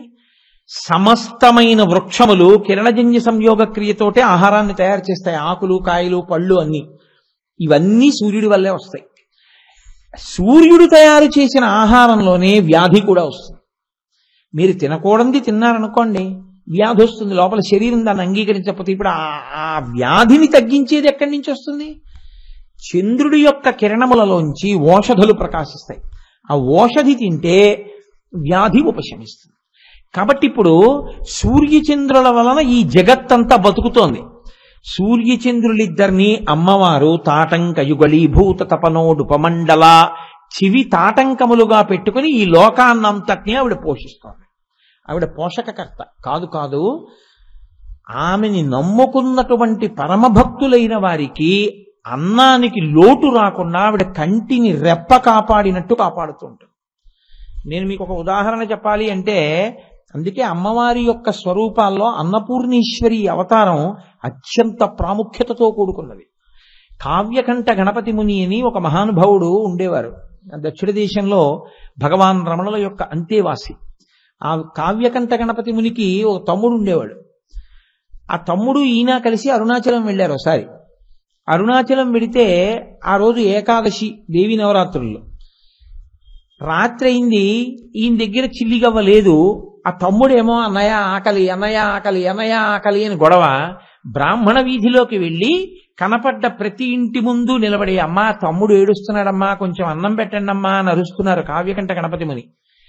అందరూ అన్నారు, అన్నం లేదా ఇవాళ ఏకాదశి ఉపవాసం అన్నారు. వీడు ఎంత ఏకాదశి అయితే మాత్రం పిల్లలకైనా అన్నం వండుకున్న వాళ్ళు లేరా అనుకుంటూ ఆయన ఇంకా తమ్ముడు ఏడుపు చూడలేక భగవంతుణ్ణి ప్రార్థన చేస్తూ అమ్మవారిని ఒక శ్లోకం చదివారు. చదువుతూ వెళ్ళిపోతున్నారు. ఆ అరుగు మీద పడుకున్న బ్రాహ్మణుడు గభాలన లేచి అన్నాడు, ఏమండి మీరు అన్నం కోసం తిరుగుతున్నారా అన్నాడు. అవును అన్నారు ఆయన. అయ్యా ఎంత అదృష్టం, నా భార్యకి ఒక వ్రతం ఉంది, ఏకాదశి నాడు నోము చేసి సాయంకాలం 2 బ్రాహ్మణులకి ఔపోసన వడ్డిస్తుంది. ఎవ్వరూ దొరకలేదు, యాత్రికులు కూడా దొరకలేదు. ఇవాళ ఆఖరికి మా ఆవిడికి అన్నం లేదు, నాకు అన్నం లేదు, అన్నీ వండుకుని ఇలా పడుకున్నాం, రెండని లోపలికి తీసుకెళ్ళాడు. అమ్మయ్యా అని కావ్యకంఠ గణపతి మునికి ఏకాదశి వ్రతం ఉండేది. ఆయన భోజనం చేసేవారు కాదు. 2 ఉంటే తప్ప ఆవిడికి నోము సిద్ధించదని ఆయన కూడా స్నానం చేసి మడిబట్ట కట్టుకుని భోజనానికి కూర్చున్నారు. ఆవిడ పార్వతీదేవి నడిచొచ్చినట్టుగా నడిచొచ్చి ఆనాడు కాశీపట్టణంలో వ్యాస మహర్షికి అన్నపూర్ణమ్మ అన్నం పెట్టినట్టు అన్నం పెట్టింది. చక్కగా 2 కడుపు నిండా అన్నం తినేశారు. ఆవిడ కొంత ద్రవ్యాన్ని పెట్టి తాంబూలం ఇచ్చింది. ఈ తాంబూలాలు తీసుకుని 2 కడుపు నిండా భోజనం చేసి అమ్మయ్యా అని, అమ్మ భుక్తాయాసం ఎక్కడికి వెళ్ళలేం, అరుగు మీద పడుకుంటా ఉన్నారు. పడుకోండి. 2 బట్టల మూటలు తల కింద పెట్టుకుని పడుకుని నిద్రపోయారు. మరునాడు తెల్లవారుజామున 2కి ఒక్కసారి తిరిగి వచ్చింది. 2 లేచి నిన్న రాత్రి మనకి అన్నం పెట్టిన అమ్మకు నమస్కారం చేసుకుందాం, మహా తెల్ల అన్నం పెట్టిందని చూశారు. ఆ ఇల్లు లేదు. వాళ్ళు 2 పడుకున్న అరుగు అక్కడే ఉంది. వాళ్ళకి రాత్రి ఆవిడ ఇచ్చినటువంటి తాంబూలాలు అందులో డబ్బు ఉంది. ఇల్లు లేదు, ఇల్లుకు బదులుగా వినాయకుడి గుడి ఉంది. వాళ్ళ గుడి అరుగు మీద పడుకున్నారు. కావ్యకంఠ గణపతి ముని జీవితంలో యథార్థంగా జరిగింది అరుణాచలంలో ఈ సంఘటన. అలాగే ఆయనకి వేరొక పర్యాయం తమ్ముడికి అన్నం పెట్టడానికి కూడా ఏమీ లేక ఆయన బాధపడుతున్న రోజుల్లో ఆయన ఇంకా ఎవ్వరిని అడగలేక ఆ దారిద్ర్యానికి బాధపడి తమ్ముడి ఆకలి చూడలేక ప్రతిరోజు హరస్తుతి అని ఒక శ్లోకం రాసుకుని అరుణాచలంలో అరుణాచలేశ్వరుడి దేవాలయం ముందు నిలబడి శ్లోకం చెప్పేవారు. చెప్పి కళ్ళమ్మ నీళ్లు పెట్టుకుని వెళ్ళిపోతుండేవారు. ఈ కృత్తికా నక్షత్రం కార్తీక పౌర్ణమి వస్తోంది. ఇంకొక 2 రోజుల్లో పౌర్ణమి వస్తుందనగా ఆయన ఆ హరస్తుతి పూర్తి చేశారు. హరస్తుతి శ్లోకాలన్నీ చదువుతున్నాను అని చెప్పారు. గుళ్ళో శ్రీమంతులు, బ్రాహ్మణులు, సంస్కృత పండితులు అందరూ వచ్చారు. ఆయన అన్నం పెట్టి శంకర అని ఏడుస్తూ శ్లోకాలు చదువుతున్నారు. ఆ శ్లోకాలు విని అర్థం కాని వాళ్ళు కూడా ఎందుకో ఏడిచేశారు ఆ రోజున అరుణాచలంలో. అంత ఆర్తితో చదివారు ఆయన హరస్తుతి. ఆశ్చర్యం ఏమిటో తెలుసా అండి, అరుణాచలంలో ఉన్న శ్రీమంతులందరూ కావ్యకంఠ గణపతి మునికి క్షమార్పణ చెప్పి, మీ వంటి మహానుభావుడికి అన్నం దొరక్క బాధపడ్డం మాకు చాలా బాధగా ఉంది, మేము ఎందుకు ఇన్నాళ్ళు చూడలేదో తెలియదు, మిమ్మల్ని ఉత్తరక్షణం అరుణాచల సంస్కృత పాఠశాలలో ఉపాధ్యాయుడిగా పదవిలో నియమిస్తున్నాం, మీకు ఇంత జీతం ఇస్తున్నాం, మీరు ఇక్కడే ఉండండి అన్నారు. తీరిపోయిందంటే ఆయన కష్టం. అమ్మవారు సమస్త జీవులకు అన్నం పెడుతుంది. అన్నం పెట్టడం అంటే అలా ఇలా ఉండదండి. కేరళలో ఇప్పటికీ అన్నపూర్ణి ఆలయం ఒకటి ఉంది. ఆ ఆలయం దగ్గరికి పోలీసులు వెళ్ళరు. అది విచిత్రం. ఎందుకని అంటే రాత్రి 9-9:30 వరకు వచ్చిన వాళ్ళందరికీ అన్నాలు పెట్టేసి మిగిలినటువంటి పదార్థాలు పప్పు, కూర, పచ్చడి, పులుసు, పులిహార, చక్కెర పొంగలి, లడ్లు అన్నీ పట్టుకుని గంగాళాలతో దేవాలయానికి ఇంచుమించుగా 1 మైలు దూరంలో ఉన్నటువంటి పెద్ద పెద్ద పొదల దగ్గరికి తీసుకెళ్లి ఆ పొదల్లో ఈ పదార్థాలన్నీ పెట్టి వచ్చేస్తారు అర్చకులు. గజ దొంగలు బయటికి రావడానికి భయపడేవాళ్ళు రక్షక భటులు పట్టుకుంటారేమోనని ఎక్కడో ఉండి అన్నం దొరక్క చచ్చిపోతామని భయం ఉన్న వాళ్ళు ఆ పొదల దగ్గర ఉంటారు. ఈ అన్నం అక్కడ పెట్టి వచ్చేస్తే వాళ్ళు రాత్రి అన్నం తింటారు. అక్కడ మాత్రం రక్షక భటులు కూడా పట్టుకోరు. వాళ్ళ అన్నం తినేస్తే ఆ మిగిలిన ఖాళీ గుండిగలు మరునాడు తెల్లవారుజామున తీసుకొచ్చేస్తారు. అన్నం పెట్టేటప్పుడు అన్నపూర్ణి గొప్పతనం ఏమిటంటే మామూలుగా వీడికి పెట్టచ్చా పెట్టకూడదా అని కూడా ఉండదు. అన్నం పెట్టడమే లక్ష్యంగా పెట్టేస్తుంది. అందుకే చూడండి, దొంగతనం చేసే కొడుకైనా సరే రాత్రి గోడ దూకొచ్చి అమ్మ ఆకలేస్తోందమ్మా అంటే మాత్రం అమ్మ అన్నం పెట్టకుండా ఉండదు. అదే అన్నపూర్ణి లక్షణం, అదే అంబిక. అమ్మవారి యందు ఈ లక్షణం లేకపోతే ఈ లోకము లేదు. అది అంబిక అన్న మాటకు అర్థం. అయితే మీరొక్క మాట పట్టుకోవాలి. బాగుందండి మీరు చెప్పేది, ఆవిడ ఈ సృష్టికి కారణమైంది, ఆవిడే అన్నం పెడుతోంది, ఆవిడే శంకరుణ్ణి తీసుకొచ్చి తండ్రిగా కూర్చోపెట్టింది, ఇదంతా బాగుంది. కానీ అలా కూర్చోపెట్టడం వల్ల, అన్నం పెట్టడం వల్ల మేము గతి తప్పిపోయామే, మేము ఈశ్వరుణ్ణి చేరుకోవట్లేదు.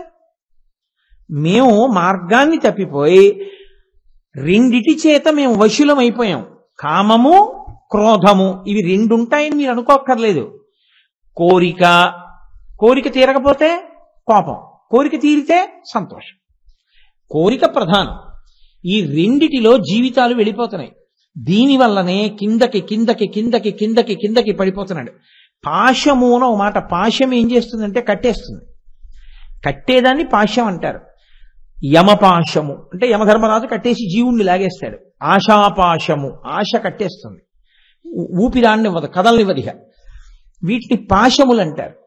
అమ్మవారు ఏం చేస్తోంది? అందుకే ఆవిడ యొక్క వైభవం అంబికగా, ఇదే ఆవిడ గొప్పతనం. అందుకే అమ్మవారి ఆరాధన చేసిన వాళ్ళందరూ శివుణ్ణి చేరుతారు. ఆవిడ ఏం చేస్తుందో తెలుసా అండి? లోకంలో చూడండి, తల్లి పిల్లల్ని కొద్ది రోజులు పెంచుతుంది పాలిచ్చి, వాడు అనుకుంటాడు అమ్మ తప్ప వాడికి ఇంకా లోకం తెలియదు. ఆవిడ నాన్నగారి దగ్గరికి తీసుకెళ్ళి, మీ నాన్నగారు రాయినా అమ్మా నువ్వను, కానీ ఆయన్ని మాత్రం నాన్నగారు మీరను. నేను కూడా ఆయన్ని ఏమండి అంటాను, నువ్వు ఎంత ఆప్యాయతైనా ఏమండి అంటాను, నువ్వు కూడా నాన్నగారండి అనాలి. నీకు నాకు ఆయనే గతి అని తండ్రిని పరిచయం చేస్తుంది. అలా ఆవిడ కూడా శంకరుల్లోకి కలిపేస్తుంది. కలపడానికి ఆవిడ చేసే చమత్కారం ఏమిటో తెలుసా అండి? ఆవిడ పట్టుకున్న ఆయుధాలతోటే భక్తి లేని వాణ్ణి మాయలో తిప్పుతుంది.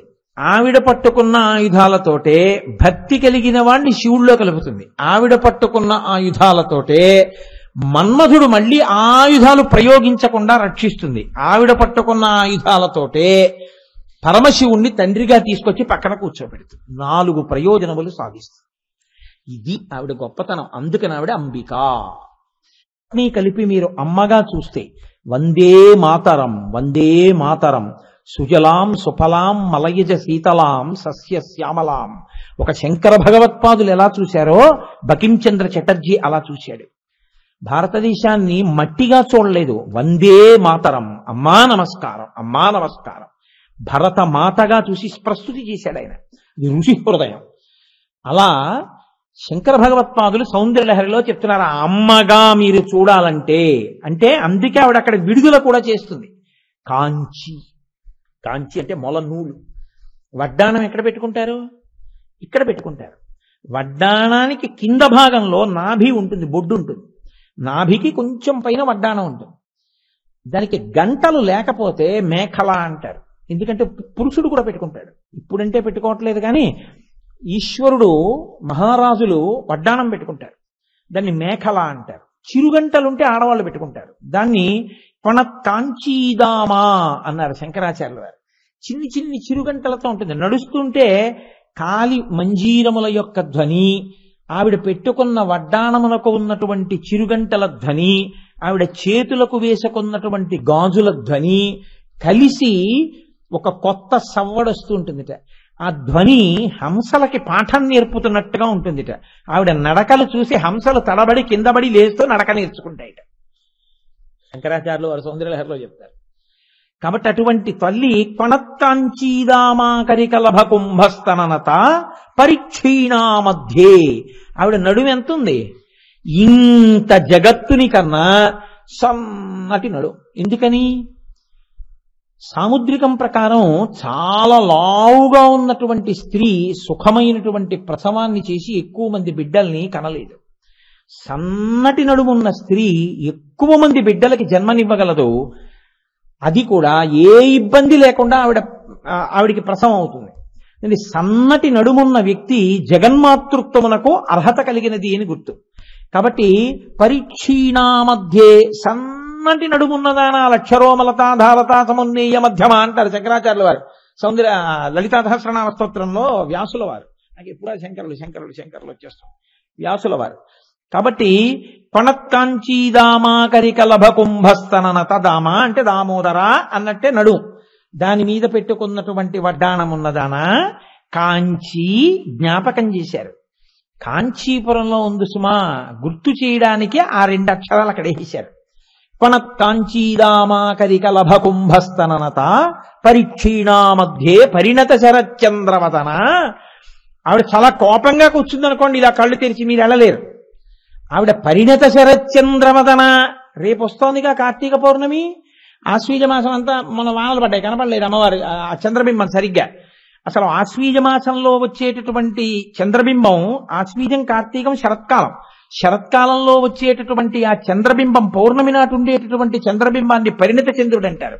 ఎక్కువ చల్లతనంతో ఎక్కువ పెద్దదై తెల్లని కాంతితో ప్రకాశిస్తుంది. హిమకరహ అంటారు శంకరాచార్యుల వారు. నాకు పరమ ప్రీతి, నా కొడుకు నా మాట విని పెట్టుకుంటే నా మనవడికి హిమకర శర్మ అని పేరు పెట్టాలని కోరిక నాకు.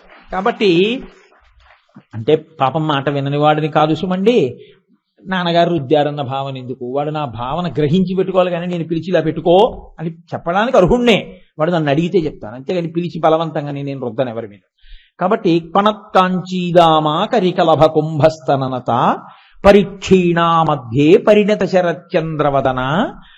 అమ్మా, శరత్కాలంలో ఉండేటటి పౌర్ణమి నాటి చంద్రబింబం ఎలా ఉంటుందో అంత ప్రకాశవంతమైనటువంటి ముఖమున్నదానా పరిణత శరచంద్రవదన. ధనుర్బాణం పాశం శృణిమపి దధానా కరతలై. అమ్మా, నీవు 4 చేతులతో ఉన్నావు. కాంచీలో ఉంటుంది అమ్మవారు అలా. అందుకే కంచి కామాక్షి లలితా త్రిపుర సుందరి ఒక్కరే. అందుకే గాయత్రి మంటపంలో పక్క స్తంభంలో కన్నం ఉంటుంది, ఆ కన్నంలో వేలు పెడితే మెత్తగా తగులుతుంది అమ్మవారి బొడ్డు.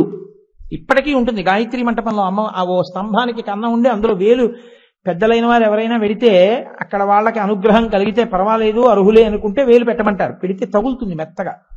కాబట్టి అది అమ్మవారి నాభీస్థానం. అక్కడి నుంచి ఈ జగత్ సృష్టి అంతా జరిగింది. అందుకే మోక్షపురి అయోధ్య మధురామాయ కాశీ కాంచీ అవంతిక పురి ద్వారవతీ చైవ సప్తైతే మోక్షదాయక. ఆ కాంచీ పట్టణానికి ఉత్తరాయణంలో వెళ్ళి దర్శనం చేసుకోవడం అంటే భాగ్యం కదండి.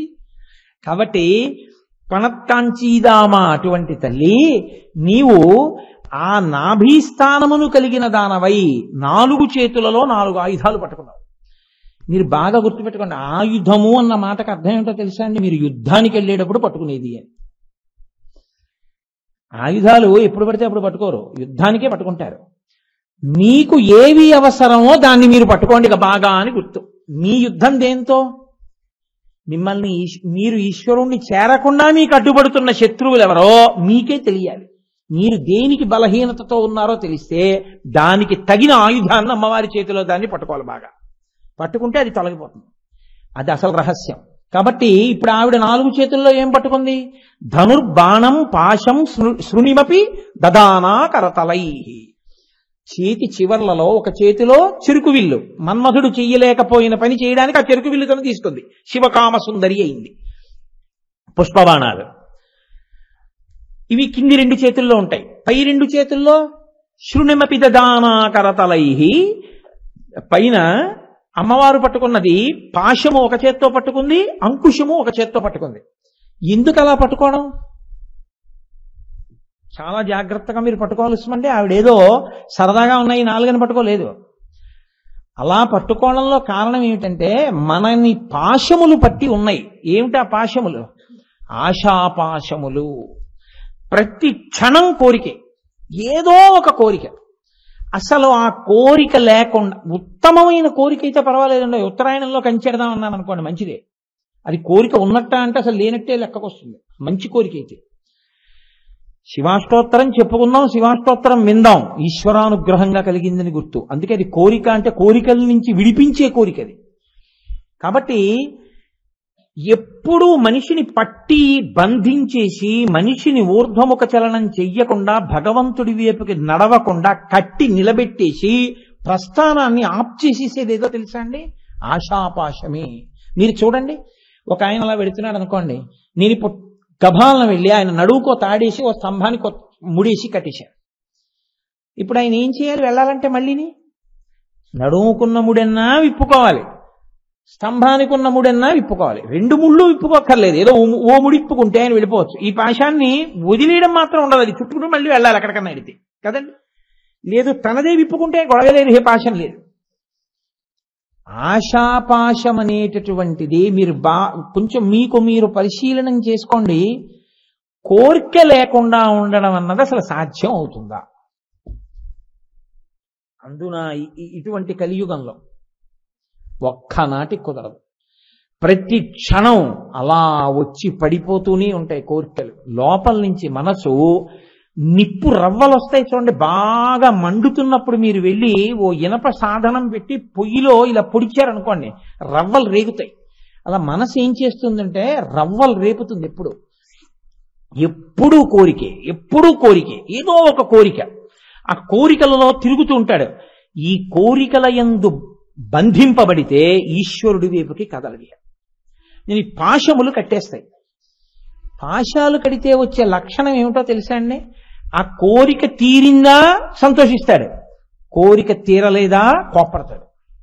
దానికి కారణం వెతుకుతాడు. ఎవరి వల్ల తీరలేదు అంటాడు, ఎవరి మీదో చూపించాలి ఆ కారణం.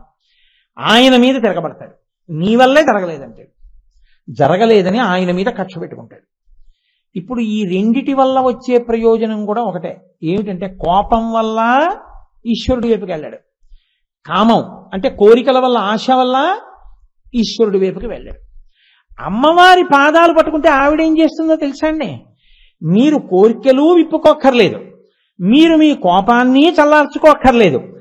మీరు అమ్మవారి పాదాలోటి గట్టిగా పట్టుకున్నారనుకోండి, ఆవిడేం చేస్తుందంటే అమ్మా నువ్వే రక్షించమ్మా, నువ్వే రక్షించమ్మా, నువ్వే రక్షించమ్మా అని కామాక్షి కామాక్షి కామాక్షి అంటూనే ఉన్నారనుకోండి, ఆవిడేం చేస్తుందంటే కట్టు మీద కట్టేస్తుంది. ఆవిడేం చేస్తుందంటే ఈ తాడు తీసి విసురుతుంది. ఇలాగా విసిరి ఉచ్చంటారు, జంతువులకి ఉచ్చేసి లాగుతారు, అలా ఉచ్చేసి లాగుతుంది. ఇప్పుడు మీరు బాగా గుర్తుపెట్టుకోండి, ఎవరు ఉచ్చేసి లాగారో అటువైపు కడతారా ఇంకోవైపు కడతారా? ఎవరు ఉచ్చేసి లాగారో వాళ్ళ వైపుకే పెడతారు కదండి. ఇప్పుడు ఆవిడ వేసి లాగితే ఏమవుతుందంటే ఆవిడ పాదాల వైపుకి ఏడవబడతారు మీరు, ఆవిడ పాదాల దగ్గరికి లాగుతుంది. ఇందులో చమత్కారం ఏంటో తెలుసా అండి? మరి అంతకు ముందున్న కట్లు ఏమయ్యాయండి అని మీరు అడగచ్చు. కట్టు మీద కట్టు వేసి కట్టు జారి చేస్తుంది ఆవిడ. దీనిలో గమ్మత్తు ఉంటుంది సుమండి. మీరు ఎప్పుడైనా చూశారో లేదో, పల్లెటూళ్ళల్లో ఒక లక్షణం ఉంటుంది. ఆడవాళ్ళు మగవాళ్ళు గడ్డి కోసేసుకుని గడ్డి తల మీద పెట్టుకుని వెళ్ళిపోతూ ఉంటారు. ఆడవాళ్ళు ఏం చేస్తారంటే పొయ్యిలు ఇళ్లలో దాంట్లోకి ఎండు చిటుకులు కావాలి. వాళ్ళు ఏం చేస్తారంటే ఆ కనపడ్డ పుల్లలన్నీ ఏరి సమానంగా విరిచేసుకుంటారు. ఆ పుల్ల ముక్కలన్నీ విరుచుకుని అవి జారి పడిపోతాయేమోనని రెండు వైపులా కూడా కట్టు కడతారు. గట్టిగా కట్టు కట్టి దాన్ని తల మీద చుట్ట కుదురు పెట్టుకుని, చుట్ట కుదురు మీద ఈ పుల్లల మూట పెట్టుకుని ఒక మేకనో గొర్రెనో దేన్నో చేత్తో పట్టుకుని వాళ్ళ ఇంటికి వెళ్ళిపోతారు. ఆ వెనక భర్త గడ్డి మోపు ఆవు అవన్నీ పట్టుకుని ఆయన వస్తాడు.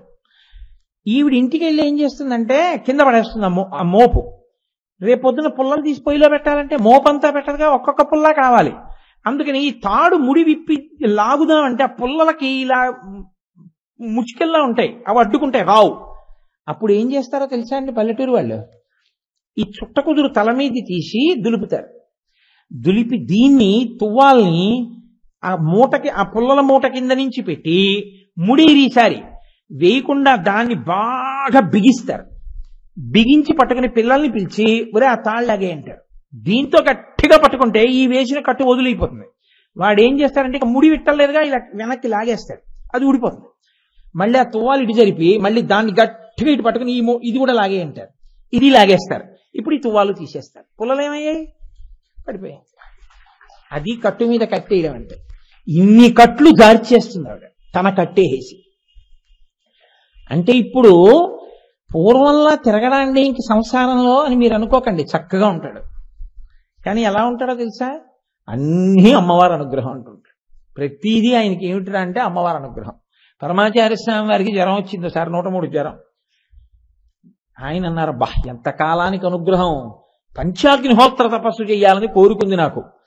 నాలుగు పక్కల అగ్నిహోత్రంలో వేడిగా ఒంటి నిండా ఇప్పుడు సూర్యుడిని చూస్తూ కాసేపు నేను జపం చేస్తానని వెళ్ళి కూర్చొని జపం చేశారు. అలా ఉంటుంది. జ్వరం కూడా అనుగ్రహమైన వాడిని మీరేం చేస్తారు? ఇంకా ఆ స్థితికి వెళ్ళిపోతారు. అన్నీ పరదేవతానుగ్రహం, అన్నీ పరదేవతానుగ్రహం, అన్నీ పరదేవతానుగ్రహం. వాళ్ళకి ఇంకేం ఉండదు. అన్ని కట్లు జారిపోతాయి. ఇప్పుడు అమ్మవారే అన్నీ చూసుకుంటుంది. ఇప్పుడు ఆవిడేం చేస్తుందో తెలుసా అండి? ఆ భక్తి పాశం వేసి తన పాదముల దగ్గరికి లాగి ధనుర్బాణం పాశం శృణిమపి దధానా కరతలైహి. అంకుశం ఏనుగు యొక్క కుంభస్థలాన్ని పొడుస్తారు. మీరు అందుకే చూడండి, చాలా జాగ్రత్తగా పట్టుకోవాల్సిన ఈ మాట. మీరు అమ్మవారు పట్టుకునేవి రెండు ఏమిటి పై చేతుల్లో? అంకుశము, పాశము. ఈ రెండు ప్రధానంగా ఎవరిని కట్టడానికి వాడతారో తెలుసా అండి? అంకుశం వైపు నుంచి రండి, ఏనుగుని కడతారు. ఏనుగుని ముందు కట్టేటప్పుడు ఏం చేస్తారంటే మొదట్లో లొంగ తీసుకోవడానికి అంకుశంతో పొడి చేస్తారు మస్తిష్కం మీద. ఆ తల బద్దలైపోయి దానికి పోటు వచ్చేసి ఏం చెప్తే అది వింటుంది. ఆఖరికి ఆ అంకుశాన్ని చూస్తే దానికి భయం. అందుకని ఏం చేస్తుందంటే అంకుశం పట్టుకుని ఆయన ముందు నడుస్తుంటే నడిచి వెళ్తుంది. నడిచెళ్ళి ఆ పాశం పెద్ద ఇంత ఇనప గొలుసు ఉంటుంది, దాని కాలు కట్టేసేది. ఆ మావటి వెళ్ళి అక్కడ నిలబడతాడు. నిలబడితే అది ఏం చేస్తుందంటే ఆ రాట దగ్గరికి వెళ్ళి నిలబడి తన తొండంతో ఆ ఇనప గొలుసు తీసి ఇస్తుంది మావటికి. ఇస్తే ఆయన ఏం చేస్తాడంటే దాని కాలు కట్టేస్తాడు. మీరు ఎప్పుడైనా చూడండి, ఎప్పుడైనా క్షేత్రాలకు వెళ్ళినప్పుడు చూడండి, మీరు ఏనుగు కాళ్ళ దగ్గర ఆయన కూర్చుంటాడు. ఒరే నన్ను ఇంత పొడి చేస్తున్నాడు కదా, తొక్కి అవతల పారేద్దామని కాలు తీసి తొక్కిన తొండం పెట్టి తిప్పి విసిరిన ఎగిరిపోతాడు మావటి. ఏం చేస్తాడో తెలుసా అండి? అది కదలకుండా ఉండదు ఏనుగు. అందుకని రెండు కాళ్ళకి ఇలా కాలు కదిపితే తగిలేటట్టుగా అంకుశాన్ని అడ్డంగా పెడతాడు. పెట్టి కూర్చుంటాడు. ఇలా కూర్చుని అందరితో మాట్లాడుతూ ఉంటాడు. అదేం చేస్తుందో తెలుసా అండి? కాలు ఇలా అంది అనుకోండి, అంకుశానికి తగులుతుంది, అది ఇక దాటదు అంకుశాన్ని. అందుకని అంకుశం వెనక్కుండి కదలకుండా ఉండలేక ఆ తొండాన్ని కుంభస్థలాన్ని ఊపుతుంటుంది ఇలాగా. మీరు చూడండి వెంకటాచలం, తిరుత్తణి మొదలైన క్షేత్రాల్లో కుంభస్థలాన్ని తొండాన్ని ఊపుతుంది. అంకుశం అక్కడ పెడితే పాశమునకు కట్టబడినట్టు అంకుశమునకు వశమైనట్టు అంత పెద్ద ఏనుగు ఎలా వశమైపోయిందో లోకంలో ఇంకా ఏనుగు కన్నా పెద్ద ప్రాణి లేదు. అంత పెద్దవి, కోరిక కన్నా కోపం కన్నా పెద్దవి మీ దగ్గర ఇంకేం లేదు. మీ దగ్గర ఎంత ఐశ్వర్యం ఉందనుకుంటున్నారో అంతకన్నా ఎక్కువ కోరికలు మీకున్నాయి. లోకంలో మీకు ఎంత సాధన చేశాననుకుంటున్నారో అంతకన్నా ఎక్కువ కోపమే మీ దగ్గర ఉంది. ఈ రెండు ఏనుగుల్లో ఉన్నాయి. వీటిని కట్టడానికి కావలసిన అంకుశం, పాశం ఆవిడ దగ్గర ఉన్నాయి. ఆవిడ పట్టగలదు. ఆవిడ సరైన మావటి. ఆవిడేం చేస్తుందంటే ఈ పాశం వేసి భక్తి పాశాలు వేసి కడుతుంది. కట్టి దగ్గరికి లాగుతుంది. లాగి ఇప్పుడు ఈ అంకుశం చూపిస్తుంది. చూపిస్తే ఏమవుతుందో తెలుసా అండి? అంకుశం తల మీద పొడుస్తుంది. కోపం ఇంకోడిని బాధించదు, మిమ్మల్నే బాధిస్తుంది. ఎందుకో తెలుసా అండి? మీకు నా మీద చాలా కోపం ఉంది, నేను ఏదో అలా నిలబడ్డాను, మీరు నన్ను ఎడపెడా తిట్టేశారు, నేను నవ్వేసి వెళ్ళిపోయాను. నన్ను ఏమైనా బాధించిందా? పుచ్చుకోని వాడిని అవతల వాడి కోపం ఏం బాధించదు. ఎన్ని తిట్టండి నేను వెళ్ళిపోయాను, నన్ను ఏమీ చేయదు. కానీ మిమ్మల్ని ఏం చేస్తుందో తెలుసా? తిట్టి తిట్టి తిట్టి తిట్టి మీకు తలపోటు వచ్చి ఇంటికి వెళ్ళి ఆ కోపంలో ఊగిపోయి వణికిపోయి అన్నం తినకుండా ఇన్ని తిట్టినా వాడొక్క మాట లేదు, మాట్లాడడం, నవ్వుకుంటూ వెళ్ళిపోయారేంటి అని మీరు బాధపడిపోవడంలో మీ బీపీ ఎక్కువైపోయి మీరు అటెంప్ట్ 35 వేసుకుని మీకు తలపోటు వచ్చేస్తుంది. కోపం మీ మస్తిష్కాన్ని పొడి చేస్తుంది. అందుకే that which pierces is called the anger. పొడుస్తుంది, పాడు చేసేస్తుంది, సాధన చేయనివ్వదు. ఇప్పుడు అమ్మవారి అంకుశం చూస్తే ఏమవుతుందో తెలుసా అండి? ఏమిటి నాకు ఈ కోపం అని మీ కోపం మీద కోపం వస్తుంది. అంటే మీరు సక్రమ మార్గంలోకి తిరిగిపోతారు. మీ కోపాన్ని విడిచిపెట్టడం ప్రారంభం అవుతుంది. పాము తన ఒంటిలోనే పుట్టినటువంటి కుబుసాన్ని తాను వదిలేసినట్టు యథోరగస్తతం జీర్ణాం సవై పురుషముచ్యతే అంటారు రామాయణంలో వాల్మీకి మహర్షి. పాము కుబుసాన్ని వదిలేసినట్టు తన కోపాన్ని తాను వదిలేస్తాడు. ఎప్పుడు కావాలనుకుంటే తెచ్చుకోగలడు, ఇంతకన్నా అనవసరం, కోపం పెట్టుకోకూడదంటే కోపాన్ని వదిలేస్తాడు అంతే. ఆ స్థితి వస్తుంది, వశపడకుండా నిలబడగలిగిన స్థితి వస్తుంది. కోపం మీ చెప్పు చేతల్లోకి వస్తుంది. ఇది ఎప్పుడు వస్తుందంటే అమ్మవారి అనుగ్రహంతో. ఇప్పుడు తర్వాత మిగిలిపోయినవి ఏమిటి? చెరుకు విల్లు, పంచబాణాలు. చాలా జాగ్రత్తగా మీరు పట్టుకోవాల్సిందండి ఒక విషయం. కుంకుడు పువ్వు కుంకుడుకాయ అయిపోతే చేదు, మామిడి పువ్వు మామిడికాయ అయిపోతే వగరం, నిమ్మ పువ్వు నిమ్మకాయ అయిపోతే పులుపు. నిమ్మకాయకి ముందు నిమ్మ పువ్వులో, మామిడికాయకి ముందు మామిడి పువ్వులో, కుంకుడుకాయకి ముందు కుంకుడు పువ్వులో మాత్రం తీయటి తేనె. పువ్వుగా ఉన్నప్పుడు మాత్రం అన్నిటిలో మకరందం. పువ్వు పిండి అయితే రుచులు మారిపోతాయి. పువ్వులన్నిటిలో తేనుంది. శబ్దస్పర్శన స్వరూపగంధములు ఇంద్రియములన్నిటిలో తేనుంది. శబ్ద వినడం పిచ్చి, అందుకని వెళ్ళిపోతూ ఏవో పెట్టుకు వింటుంటాడు. అదేదో మంచి మాటలు అయితే పర్వాలేదు, ఏదో పిచ్చి సంగీతం, అర్థం బద్ధం లేని సంగీతం, అక్కర్లేని విషయాలన్నీ వింటుంటాడు. పక్షుల కలకూజితాలు విని సంతోషపడిపోడు, అవన్నీ పెట్టుకుని పొంగిపోతుంటాడు. ఏవో అక్కర్లేని మాటలన్నీ వింటుంటాడు. ఆ మాటలు అవతల వాడిని రెచ్చగొట్టను విన్నను అదే పని. కాబట్టి అది తేనె, పాడవుతాడు. 2 చూపు, ఎప్పుడు ఏదో చూడాలని ఉంటుంది, అవి చూస్తూ ఉంటాడు, సంతోషిస్తూ ఉంటాడు. స్పర్శ, దేన్నో ముట్టుకోవాలని ఉంటుంది, అది ముట్టుకుంటూ ఉంటాడు, సంతోషిస్తూ ఉంటాడు. నాలుక, ఏవో తినాలని ఉంటుంది, అవే మార్చి మార్చి తింటూ ఉంటాడు, సంతోషిస్తూ ఉంటాడు. శబ్ద, అవే మాట్లాడుతూ ఉంటాడు, సంతోషిస్తూ ఉంటాడు. రామరామ అని మాత్రం అండవు, శివ అని మాత్రం అండవు. ఇన్నేళ్లు బతికావు కదా, నోరు ఇచ్చారు కదా, ఎన్ని మాటలు భగవన్నామని చెప్పావు, ప్రాణం పోయినా చెప్పడం. అక్రమాల మాటలే మాట్లాడతాడు.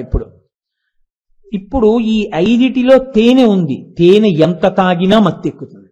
ఈ 5 ఇంద్రియాలతో మీరు విషయ సుఖాలు ఎన్ని అనుభవించినా ఇంకా తాగాలనే ఉంటుంది మత్తు. అందుకని ఈ 5 బాణాలు పట్టుకొని మన్మధుడు పాడు చేస్తాడు. మన్మధుడు ఈ 5 వేస్తూ ఉంటాడు. అందుకే ఆయన దగ్గర 5 పువ్వులే. పంచవిశిఖ, ఈ 5 ఇంద్రియాల మీద వేస్తూ ఉంటాడు. చూడకూడనివి చూడాలని, వినకూడనివి వినాలని, ముట్టుకోకూడనివి ముట్టుకోవాలని, తినకూడనివి తినాలని, తినకూడని సమయంలో తినాలని, తినకూడని రీతిలో తినాలని అనిపిస్తూ ఉంటుంది. ఇది పాడు చేసేస్తుంది, ఆత్మోన్నతిని పాడు చేస్తుంది. ఇప్పుడు అమ్మవారంది నేను పుచ్చుకుంటానని తను పుచ్చుకుంది. పుచ్చుకుంటే శివుడు తండ్రిగా వచ్చి కూర్చున్నాడు. 1. 2, ఇప్పుడు ఈ 5 ఇంద్రియాలు ఏమవుతాయో తెలుసా అండి మీకు? అమ్మవారి చేతిలో 5 పట్టుకొని పాల్చం వేసి దగ్గరికి లాగితే చూస్తాడు. ఎలా చూస్తాడంటే కామాక్షిగా చూస్తాడు అందరినీ, ఏకాంబరేశ్వరుడిగా చూస్తాడు అందరినీ. అంతటా ఈశ్వరుణ్ణి చూస్తుంటాడు, వింటూ ఉంటాడు. ఎప్పుడూ భగవత్ సంబంధమైన విషయాల్ని వింటుంటాడు. ప్రతి శబ్దంలో, ప్రతి ధ్వనిలో ఈశ్వరానుగ్రహాన్ని చూస్తూ ఉంటాడు. ఎక్కడికో వెడతాడు, నిశ్శబ్దంగా ఉంటుంది. ఆ చెట్ల మీద పక్షులు రకరకాల కోతలు కూస్తుంటాయి. ఇన్ని రకాల పక్షులు, ఇన్ని రకాల ధ్వనులు, ఇవన్నీ ఈశ్వరుడు ఎలా సృజించాడో అసలు. ఒక్క పంచదార పాకం దగ్గర పెట్టుకుని రకరకాల స్వీట్లు తయారు చేసినట్టు ఈ పంచభూతాలని దగ్గర పెట్టుకుని ఇన్ని ఉపాధుల్ని ఎలా సృష్టించాడు రా అని ఎప్పుడూ ఈశ్వరుణ్ణి చూస్తుంటాడు. కర్తవంక చూస్తుంటాడు. కంటి ముందున్న వివిధములకు ఎవడు తయారు చేశాడో వాణ్ణి శ్లాఘిస్తూ ఉంటాడు. ఇది అలవాటవుతుంది. అలవాటైతే చెవి, ఆ నోరు ఈశ్వరుణ్ణి స్తోత్రం చేస్తూ ఉంటుంది. ఎప్పుడు ఈశ్వర సంబంధమైనవి వినాలని ఇష్టపడతాడు. ఈశ్వర సంబంధము కాని మాటల పట్ల ఆగ్రహం చెందుతుంటాడు. ఈశ్వర సంబంధమునందు లుప్తమై అసహ్యంగా భక్తి పాడయ్యే రీతిగా ఏదైనా జరిగితే తాను అంగీకరించలేడు. అది కోపానికి కారణం అవుతుంటుంది. ఎందుకంటే ఆయన అనుష్ఠానం దెబ్బతింటోంది, ఆయన ఉపాసన పోతోంది, అది కోపానికి కారణం. అలా కనబడలేదు ఆయనకి, కోపం వస్తుంది. కాబట్టి ఇప్పుడు పూర్వం ఏది పడితే తినేవాడు, ఇప్పుడు ఏది పడితే తినడు, ఎలా పడితే అలా తినడు. ఎలా తినాలని వేదం చెప్పిందో అలా తినడాన్ని అంగీకరిస్తాడు. ఏవి తినాలని చెప్పిందో అవి తినడాన్ని అంగీకరిస్తాడు. ఏది తిన్నా ఈశ్వర ప్రసాదంగా తినడానికి అంగీకరిస్తాడు. కాబట్టి తనంత తాను తినడానికి ఇష్టపడ్డాడు. పాయసం తాగాలనుంది, తను తాగడానికి ఇష్టపడ్డాడు. పాయసం చేయి పార్వతీ పరమేశ్వరులకి నివేదన చేసి స్వామి తీసుకుని మిగిలినటువంటి ఉచ్ఛిష్టాన్ని మనం రేపు తాగుదాం అంటాడు. అని ఇప్పుడు పరమేశ్వరుడు తాగి అక్కడ పెట్టి, నాన్న నువ్వు తాగు అన్న ఉచ్ఛిష్టాన్ని తాగుతున్నానని తాగుతాడు. ఇంతకుముందు పాయసం తాగాడు, ఇప్పుడు తాగాడు. ఏమిటి తేడా? ఇప్పుడంతా ఈశ్వరోచ్ఛిష్టం. ఈశ్వరుడు తిననివి తాను పెట్టడగా ఈశ్వరుడికి. కాబట్టి సాత్వికాహారం మాత్రమే స్వీకరిస్తాడు. ఇలా తింటే ఈశ్వరుడు ఒప్పుకోడు, అలాగా తినడం అంటాడు. కాబట్టి తను తినడం అలాగా. ఇప్పుడు జీవన శైలిలో మార్పు వస్తోంది. అప్పుడు తిన్నాడు, ఇప్పుడు తిన్నాడు, మార్పు వచ్చింది. అప్పుడు మాట్లాడాడు, ఇప్పుడు మాట్లాడాడు, మార్పు వచ్చింది. అప్పుడు విన్నాడు, ఇప్పుడు విన్నాడు, మార్పు వచ్చింది. ఇది లోపల వస్తుంది. ఈ 5 ఇంద్రియములు తేనెగా పనికొచ్చి విషయ సుఖముల మీద వెంపర్లాటుంటే మన్మథ బాణములకు పడిపోతున్నాడని గుర్తు. మళ్ళీ పుడతాడు, మళ్ళీ తెస్తాడు, మళ్ళీ పుడతాడు, మళ్ళీ తెస్తాడు, కిందకు పోతాడు. అమ్మవారి బాణములకు వశమయ్యాడని గుర్తేటి, అమ్మవారి పాశం పడి దగ్గరికి లాగింది. ఈ 5 ఇంద్రియములను ఈశ్వరుడు యందు నిక్షేపించి అనుభవిస్తుంటాడు. ప్రతి దానికి ఒకటే మాట ముందు చేరుస్తాడు. ఏమిట్రా అంటే అమ్మవారి అనుగ్రహం. అన్నిటికీ పరీక్ష ఒక్కటే, ఏమిటి? ఇది ఈశ్వరుడు అంగీకరిస్తాడా? తప్పు అలా చేయకూడదు, తాను అంగీకరించడు. అక్కడ ఇంకా ఏమీ కుదరవు. ఇంకా రాగద్వేషాలు, ప్రీతి, ఇంకో కారణాలని తీసుకొచ్చి పెట్టగలిగినటువంటి స్థితి పోతుంది. అలా ఉండకూడదు అంతే. ఆ స్థితిని పొందగలిగితే ఈశ్వరుని యందు కుదురుకుంటున్నావని గుర్తు. ఇది అమ్మవారి ఇస్తుంది. ఇస్తే క్రమక్రమంగా ఏమవుతుందో తెలుసా అండి?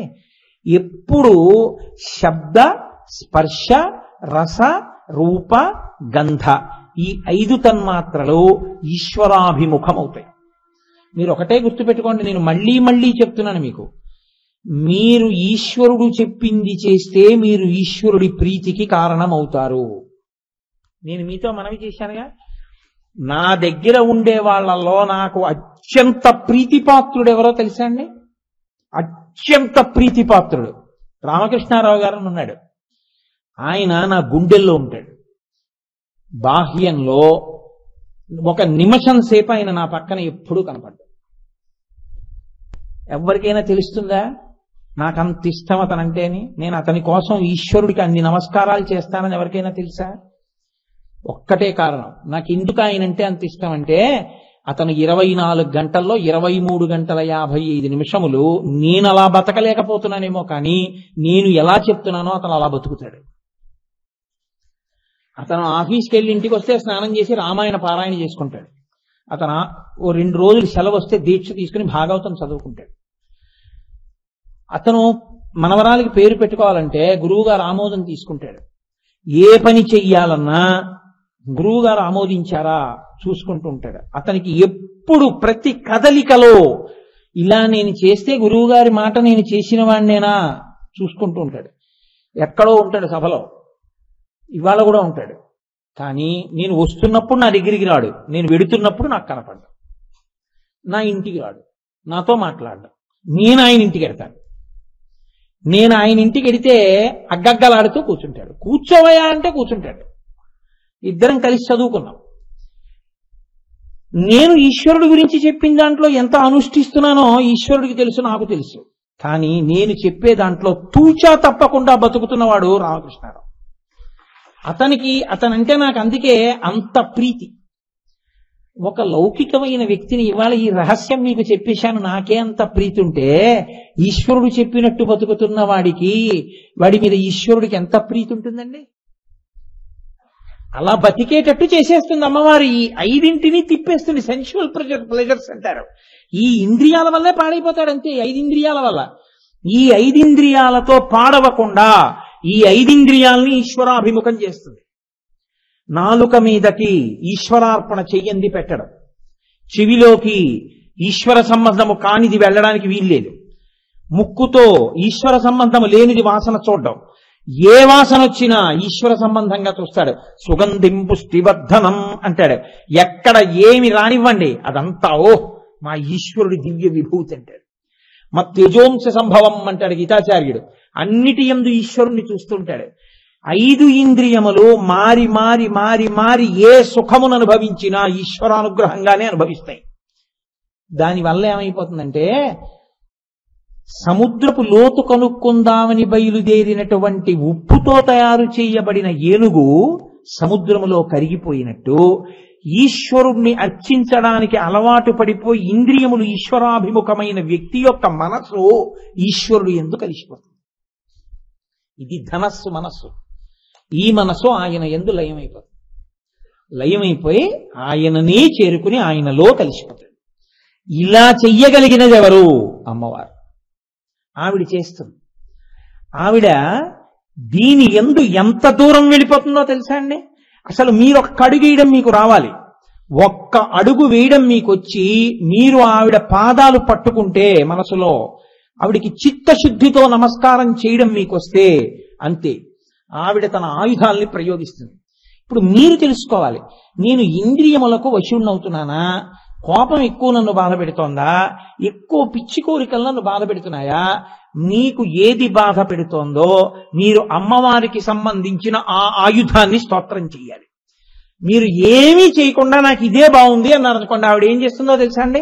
మహామాయా విశ్వం భ్రమయసి పరబ్రహ్మ మహిషి, చక్కగా అనుభవించండి. నేనేమి నీ జోలికి రా, శరీరం ఇచ్చాను, బుద్ధి ఇచ్చాను, అనుభవించు నీ ఇష్టం. ఆ కళ్ళతో చూడకూడనివన్నీ చూస్తాడు, చెవులతో వినకూడనివన్నీ వింటాడు, దీంతో ముట్టుకోకూడనివన్నీ ముట్టుకుంటాడు. కానీ ఏ మనసుకి వశపడి ఇవన్నింటిలో సుఖం ఉందనుకున్నాడో ఆ శరీరం పడిపోతుంది రోజు. మనసు మాత్రం ఏం చేస్తుందో తెలుసా అండి? ఇంద్రియ శక్తుల్ని పట్టుకుని బయటికి వెళ్ళిపోతుంది. ప్రాణం పోవడం అంటే అదే. బయటికి వెళ్ళిన తర్వాత అమ్మవారు ఏం చేస్తుందంటే, నీకు ఇవన్నీ ఇచ్చి ఇన్ని కదలికలు ఇచ్చినా అక్కర్లేకపోయాంగా మేము, నీకెందుకు ఈ ఉపాధి?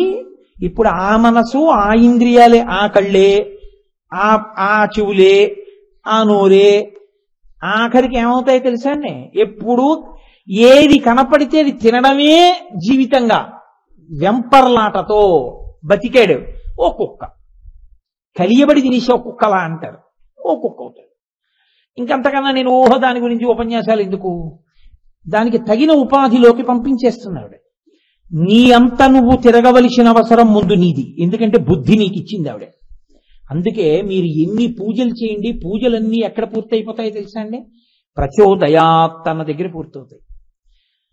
కాత్యాయనాయ విద్మహే కన్యకుమారి ధీమహి తన్నో దుర్గి ప్రచోదయాత్. ఏదో మీరు పరమశివుణ్ణి స్తోత్రం చేశారనుకోండి, ఆఖరణ ఆయన్ని కూడా అంతే, ప్రచోదయాత్. యజ్ఞోపవీతం ఉన్న వాళ్ళు సంధ్యావందనం చేసి 3 కాలముల యందు అమ్మవారిని అడిగేది ఏమిటంటే బుద్ధి ప్రచోదయాత్, ప్రచోదయాత్, ప్రచోదయాత్, ప్రచోదయాత్. మా బుద్ధులు ప్రేరేపింపబడుగాక, మా బుద్ధులు ప్రేరేపింపబడుగాక, అమ్మవారి వైపుకి తిరుగుగాక. ఇప్పుడు ఆవిడ ఏం చేసింది? ఆవిడే మన్మధుడి చేతిలో ఆయుధాలు తాను తీసుకుని శంకరుణ్ణి తండ్రిగా తీసుకొచ్చి కూర్చోబెట్టింది. మన్మధుడు చెయ్యలేని పని తను చేసింది. ఆయుధాలు తాను పట్టుకుని మన్మధుణ్ణి బతికించి మళ్ళీ ఆ ఆయుధాలు ఆయనకి ఇచ్చింది, తాను పట్టుకుంది. ఇప్పుడు ఆవిడ శివకామ సుందరి, శివుడికి భార్య. ఆవిడ అందాన్ని చూసేటటువంటి స్థితి ఒక్క శివుడిదే. నీకు నాకు ఆవిడ అందంతో సంబంధం ఏం లేదు. ఆవిడ మనకు అమ్మ, మనకి ఆవిడ జగజ్జనని, అఖిలాండేశ్వరి.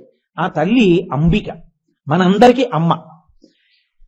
ఆవిడే ఆ ఆయుధాలతో బుద్ధి కలిగి నమస్కారం చెయ్యకుండా ఉండిపోయిన వాణ్ణి మాయలో తిప్పుతుంది. ఆవిడే నమస్కరించిన వాణ్ణి పాశం వేసి దగ్గరికి లాక్కుని శివుడిలోకి కలుపుతుంది. ఎన్ని చేసింది ఆవిడ అంబికగా? 4 కార్యాలు చేసింది. ఈ కార్యాలన్నీ చేస్తున్నా నేను చేస్తున్నాను అనదు. ఆవిడ ఏమంటుందో తెలుసా అండి? నేను ఆయన పాదధూళినంటుంది. ఎందుకంటే పతివ్రతా ధర్మం ఉంది లోకంలో. ఆవిడ ఎంత మహారాజ్ఞి అయినా, ఆవిడ ఎంత శక్తివంతురాలైనా, ఆవిడ మాత్రం ఎప్పుడూ ఆవిడికి శంకరుడంటే ప్రీతి. అందుకే ఎవరైనా భక్తులను ఉద్ధరించాలనుకోండి, వాళ్ళకి కూతురుగా వస్తుంది. దక్షుడు అడిగాడు, దాక్షాయణిగా వచ్చింది. కాత్యాయన మహర్షి అడిగారు, కాత్యాయనిగా వచ్చింది. భృగు అడిగాడు, భార్గవిగా వచ్చింది. జనకుడు అడిగాడు, సీతగా వచ్చింది. ఆకాశరాజు అడిగాడు, పద్మావతిగా వచ్చింది. నా దృష్టిలో వీళ్ళందరూ వేరు కాదు. గిర్దేవతేతి గరుడధ్వజ సుందరేతి శాకాంబరీతి శశిశేఖర వల్లభేతి సృష్టి స్థితి ప్రళయకైలు సంస్థితాయై తస్మై నమస్తి భువనైక గురోస్తరుణ్యై. వాళ్ళందరూ ఒక్కటే, ఒకే తత్వం, ఒకే శక్తి స్వరూపం. కాబట్టి ఇప్పుడు అటువంటి తల్లి ఉద్ధరించడానికి కోరుకున్న వాళ్ళకి కూతురుగా కూడా వస్తుంది. కానీ ఎవరికి కూతురుగా వచ్చిన ఆవిడ భర్త మాత్రం పరమేశ్వరుడు. ఆవిడ హిమవంతుడికి కూతురై హైమవతి కానివ్వండి, శంకరుడు భర్త. దక్షుడికి కూతురై దాక్షాయణి కానివ్వండి, ఆవిడికి శంకరుడే భర్త. కాత్యాయని మహర్షికి కూతురై కాత్యాయని కానివ్వండి, ఆవిడికి ఏకాంబరేశ్వరుడే భర్త. ఆవిడికి ఎప్పుడు భర్తృస్థానం మాత్రం శంకరుడే. ఆ స్థానమును మాత్రం ఎవ్వరు అడిగేది కాదు, అది కోరేది కాదు. మిగిలిన వాళ్ళందరూ కొడుకులే. ఆవిడ ప్రీతంతా భర్తగా ఆయన మీది. ఇది ఆవిడ పాతివ్రత్యం. అందుకని అంబిక మనకి అమ్మ మాత్రమే తప్ప ఇంకొకటి అసలు ఆ ఆలోచన రావడానికి వీల్లేదు. ఇది శంకరాచార్యులు వారు ఎంత గొప్పగా చెప్పారంటే సౌందర్యలహరిలో, చెయ్యుందనుకోండి నవరసాలని చెయ్యి చెప్పలేదు, కళ్ళు నవరసాలని చెప్తాయి. ఏదో కాళ్ళు ఉన్నాయనుకోండి నవరసాలని చెప్పలేవు, కళ్ళొక్కటే చెప్పగలవు. భర్త యందు ఆవిడికి ఎంత ప్రీతి ఉంటుందో చెప్పడానికి శంకరాచార్యుల వారు శివే శృంగారార్ధ్రా తదితరజనే కుత్సనపర సరోషా గంగాయాం గిరిశచరితే విస్మయవతి హరాహిభ్యో భీత సరసిరుహ సౌభాగ్య జననీం సఖీషస్మేరాతే మయి జనని దృష్టి సకరుణ అన్నారు. అద్భుతమైన శ్లోకం. ఆయన అన్నారు శివే శృంగారార్ధ్ర. ఆర్ధ్ర అంటే తడిపేయడం. శంకరుడు తెల్లగా ఉంటాడు. తెల్లగా ఉన్న శంకరుట అమ్మవారు పక్కన కూర్చుంటే కనపడ్డట. ఎందుకు కనపడ్డా తెలుసా అండి? కన్ను ఎప్పుడు తడిగా ఉంటుంది కదా, కన్ను పొడేరిపోకూడదు. ఆవిడ తనకి శివుడి మీద ఉన్న ప్రేమ చేత శివుణ్ణి తడిపేస్తుందట. ఆ తడిపేయడంలో ఆవిడ యొక్క ప్రేమతో కూడినటువంటి చూపుకి ఆ ఎరుపుతనానికి, కోపంతో ఎరుపు కాదు సుమండి, అనురాగము ఎరుపు, ఆ అనురాగపు దృక్కులకు తెల్లని శివుడు ఎర్రగా అయిపోతట. ఆవిడ పక్కన ఎరుపులో కలిసిపోతట. అసలు అలా తడిపేస్తుంది ఆవిడ ఆ ప్రేమతోటి. శివే శృంగారార్ధ్ర తదితరజనే కుత్సమపర. నేను మగవాణ్ణి కదా, నేను పురుషుణ్ణి కదా అని అమ్మవారి దగ్గరికి వెళ్ళినప్పుడు కొడుకుగా కాకుండా మగవాణ్ణన్న భావనతో నిలబడ్డాడో బీభత్సంగా చూస్తుంది ఆవిడ. మహిషాసురుణ్ణి శుంభుల్ని చూసినట్టు చూస్తుంది. అందుకే లోకంలో ఇంకెక్కడైనా మగవాణ్ణి అంటే అను, అమ్మవారి దగ్గర మాత్రం నువ్వు కొడుకు అంతే. అమ్మ అంబికానాథ అని అందుకన్నారు. కాబట్టి తదితరజనే కుత్సనపర సరోషా గంగాయాం. లోకంలో ఆడదానికి ఉండవలసిన గొప్ప లక్షణాల్లో ఒకటి ఏమిటంటే ఓర్పు. ఓర్పు తప్పిపోకూడదు. అందుకే కదా సన్నికళ్ళు తొక్కిస్తారు. పెళ్ళవగానే సన్నికళ్ళు తొక్కించడం ఎందుకండి? రోల్ దగ్గరికి తీసుకెళ్లి తొక్కిస్తారు. ఎందుకు తొక్కిస్తారంటే, నువ్వు నా ఇంట్లోకి ప్రవేశిస్తున్నావు, నీ మీద నాకు విశేషమైన ప్రీతి ఏర్పడుతుంది. నేను ఎంతో ప్రేమతో నీతో మాట్లాడే సమయంలో మీ తమ్ముడు ఏంటండి అలా మాట్లాడతాడు, మీ తమ్ముడి మాటలకి నాకు విసుగొచ్చేస్తోంది అందనుకోండి, అది మెల్లిగా మహావృక్షమై వేరుకాపరానికి వెళుతుంది. కాబట్టి మా ఇల్లు విడిపోయే మాటలు మాట్లాడకుండా, మా ఇంట్లో ఎవరి వలనైనా నీకు కష్టం కలిగినా ఓర్పు పట్టే, ఇదిగో ఈ సన్నికల్లుని రుబ్బినా గుద్దినా దంచినా ఎలా ఓర్పు పడుతోందో అలా ఓర్పుతో ఉండు సుమా, నా కోసం ఓర్పు పట్టే అని సన్నికల్లు తొక్కిస్తారు సమంత్రకంగా. కాబట్టి సరోషా గంగాయాం, ఆడదానికి ఎక్కడైనా ఓర్పు ఉంటుంది, ఒక్క చోట మాత్రం ఓర్పుగా ఉండని చెప్పరు. అసలు ఆ పరిస్థితి రానుకోకూడదు. సవతిని తీసుకొచ్చి ఓర్పుగా ఉండమని చెప్పకూడదు. అది అసలు ఏ భార్యాస్థానము దాన్ని అంగీకరించదు. ఏదైనా ఒప్పుకుంటుంది. ఏమో ఈ పంచెలన్నీ ఇచ్చేస్తాను, ఇచ్చేయినట్టు. ఏమో నువ్వు కూడా ప్రావిడెంట్ ఫండ్ లోన్ ఇట్టేయి, ఏదో చేసేయినట్టు. నీ స్థానంలో ఇంకోరిని కూడా తీసుకొస్తానన్న మాట నోటి వెంట రానుకూడదు, వస్తే అంగీకరిస్తుందని మీరు ఊహించనుకూడదు. కాబట్టి ఇప్పుడు శంకరుణ్ణి స్తోత్రం చేస్తుంటేట నన్ను భరించాడు కదా ఆ భర్త అని పార్వతీదేవి పక్కన కూర్చుంటే పైనుంచి గంగమ్మ కూడా ఇలా చూసిందిట. వెంటనే ఆవిడికి పాణిగ్రహణం చేశాడు, తాళి కట్టాడు. నాకు భర్త తప్ప నీకు భర్త, నువ్వు కూడా చూస్తున్నావు అని సరోషా గంగాయాం ఎర్రటి కళ్ళతో చూసిందిట. రోషంతో రౌద్రరసంతో చూసిందిట అమ్మవారు. శత్రువులు చూసిందని చెప్తే బాగుండదు కదండి. అందుని శంకరాచార్యులు వారి ప్రజ్ఞ, కళ్ళల్లో రౌద్రరసం కనపడింది అమ్మవారికి. అప్పుడు శివుణ్ణి చూస్తే శృంగార రసం, మగవాడిని అన్న భావనతో అమ్మవారి దగ్గరికి వచ్చి ఎవడన్నా నిలబడితే కొడుకులా కాకుండా భీభత్స రసం. శివుణ్ణి పొగిడినప్పుడు గంగ చూస్తే రౌద్రరసం. సరోషా గంగాయాం గిరిశచరితే విస్మయవతి. పక్కన సరస్వతీదేవి కూర్చుని విపంత్యాగాయంతి వివిధమపదానం పశుపతేహే, ఆ పరమశివుడి యొక్క వైభవాన్ని వీణ మీద కీర్తనలు చేస్తుంటుంది. అమ్మా త్రిపురాసురుల్ని ఒక్క బాణంతో కొట్టేశాడమ్మా, జలంధరుణ్ణి చంపదల పారేశాడమ్మా, గజాసురుణ్ణి త్రిశూలం మీద నిలబెట్టాడమ్మా, మన్మథుణ్ణి కాల్చేశాడమ్మా, యమధర్మరాజుని తన్నేశాడమ్మా అని స్తోత్రాలు చేస్తుంటే విస్మయవతి ఆశ్చర్యంగా అలా వింటుందట. అబ్బా మా ఆయన కదా ఇంత గొప్పవాడు, అని. గిరిశ చరితే విస్మయవతి, భయాల్ని పోగొట్టేది అమ్మవారు, భయాపహ అని పేరు ఆవిడికి. అటువంటి ఆవిడ భయపడిందంటే బాగుండదు. మరి ఎలా భయం చూపించడం, భయానక రసం చూపించడం? అది శంకరాచార్యుల వారి ప్రజ్ఞ. మా ఆయన కదా ఇంత గొప్పవాడిని సంతోషంగా అందరూ చూస్తుండగా ఇలా చెయ్యి పట్టుకుంటే బాగుండదని ఆవిడ చెయ్యి ఇలా మెల్లిగా శంకరుడి చెయ్యి మీద వేసిందిట. ఆయన పావులు చుట్టుకుంటాడు, ఆ ఊరుకుంటుందా, పిల్లపాము మెల్లిగా పాకి ఈవిడ మీదకి ఎక్కిందిట. ఎక్కితే చల్లగా తగిలింది. తగిలితే హరాహిభ్యో భీత, ఆ పాము పిల్లని చూస్తే అయ్య బాబోయ్ పాము అందుట. అమ్మవారి కళ్ళల్లో భయం కనపడింది అన్నారు శంకరాచార్యుల వారు. హరాహిభ్యో భీత సరసిరుహ సౌభాగ్య జననీం, అమ్మవారి కళ్ళల్లో వీరరసం చూపించాలి. ఇప్పుడు మహిషాసుడితో యుద్ధం చేసింది, శుంభల శంభులతో యుద్ధం చేసింది అంటే అసహ్యంగా ఉంటుంది, బాగుండదు. నేను ఆయన అన్నారు, అసలు లోకంలో అమ్మ ఎర్ర కలువ అన్నది లేనే లేదు, ఉన్నది ఒకటే కలువ, తెల్ల కలువ. కాకపోతే అది ఏం చేసిందంటే అమ్మవారి కళ్ళకి కలువ పూలకి సామ్యం చెప్తారుగా, అందుకని అమ్మవారి కళ్ళని మాతో పోలుస్తారు కదా అని టీవీగా వచ్చి ఎదురుగుండా నించుంది. ఏమిటే ఇలా పుట్టి అలా వాడిపోయే నీకు నా కళ్ళకి పోలిక అని అమ్మవారి ఇలా చూసిందిట, వీరరసంతో చూసిందిట. ఎవరు గొప్ప అంతే. ఈవిడ కళ్ళల్లో ఉన్నటువంటి ఆ వీరరసపు ఎరుపుతనం తెల్ల కలువలో పడి తెల్ల కలువలో పండించి ఎర్ర కలువలు కూడా అయ్యాయి. కాబట్టి సరసిరుహ సౌభాగ్య జననీం, అమ్మ అప్పుడు నీ కళ్ళల్లో వీరరసం కనపడింది. సఖీషు స్మేరాతే, నీ దగ్గర ఉండేటటువంటి చెలికత్తెలితో హాస్యం ఆడినప్పుడు హాస్యరసం కనబడింది.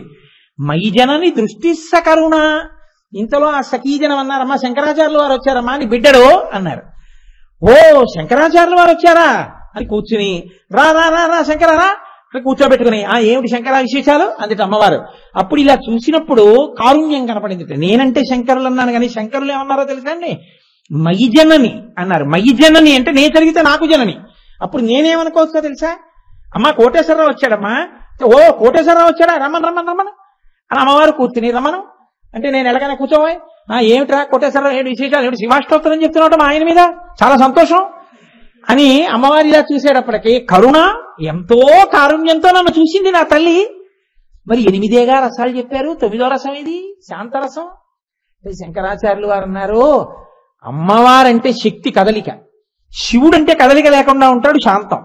అమ్మవారు శాంతం అయిపోతే శివుడు అమ్మవారు కలిసిపోయి ఒకటైపోతే అసలు నీకు ఇంకా అమ్మవారు కనపడదు. అందుకని చెప్పలేదు కానీ అసలు శాంతం లేకపోతే మిగిలిన రసాలు ఎక్కడి నుంచి వస్తాయి? అమ్మ అంటేనే శాంతం, మళ్ళీ చెప్పాలేంటి? అందుకని అమ్మకి శాంతం ఉందని చెప్తే అది అమ్మ అవమానించినట్టు. కాబట్టి నేను చెప్పను, అమ్మ అంటేనే శాంతమవుతున్నారు.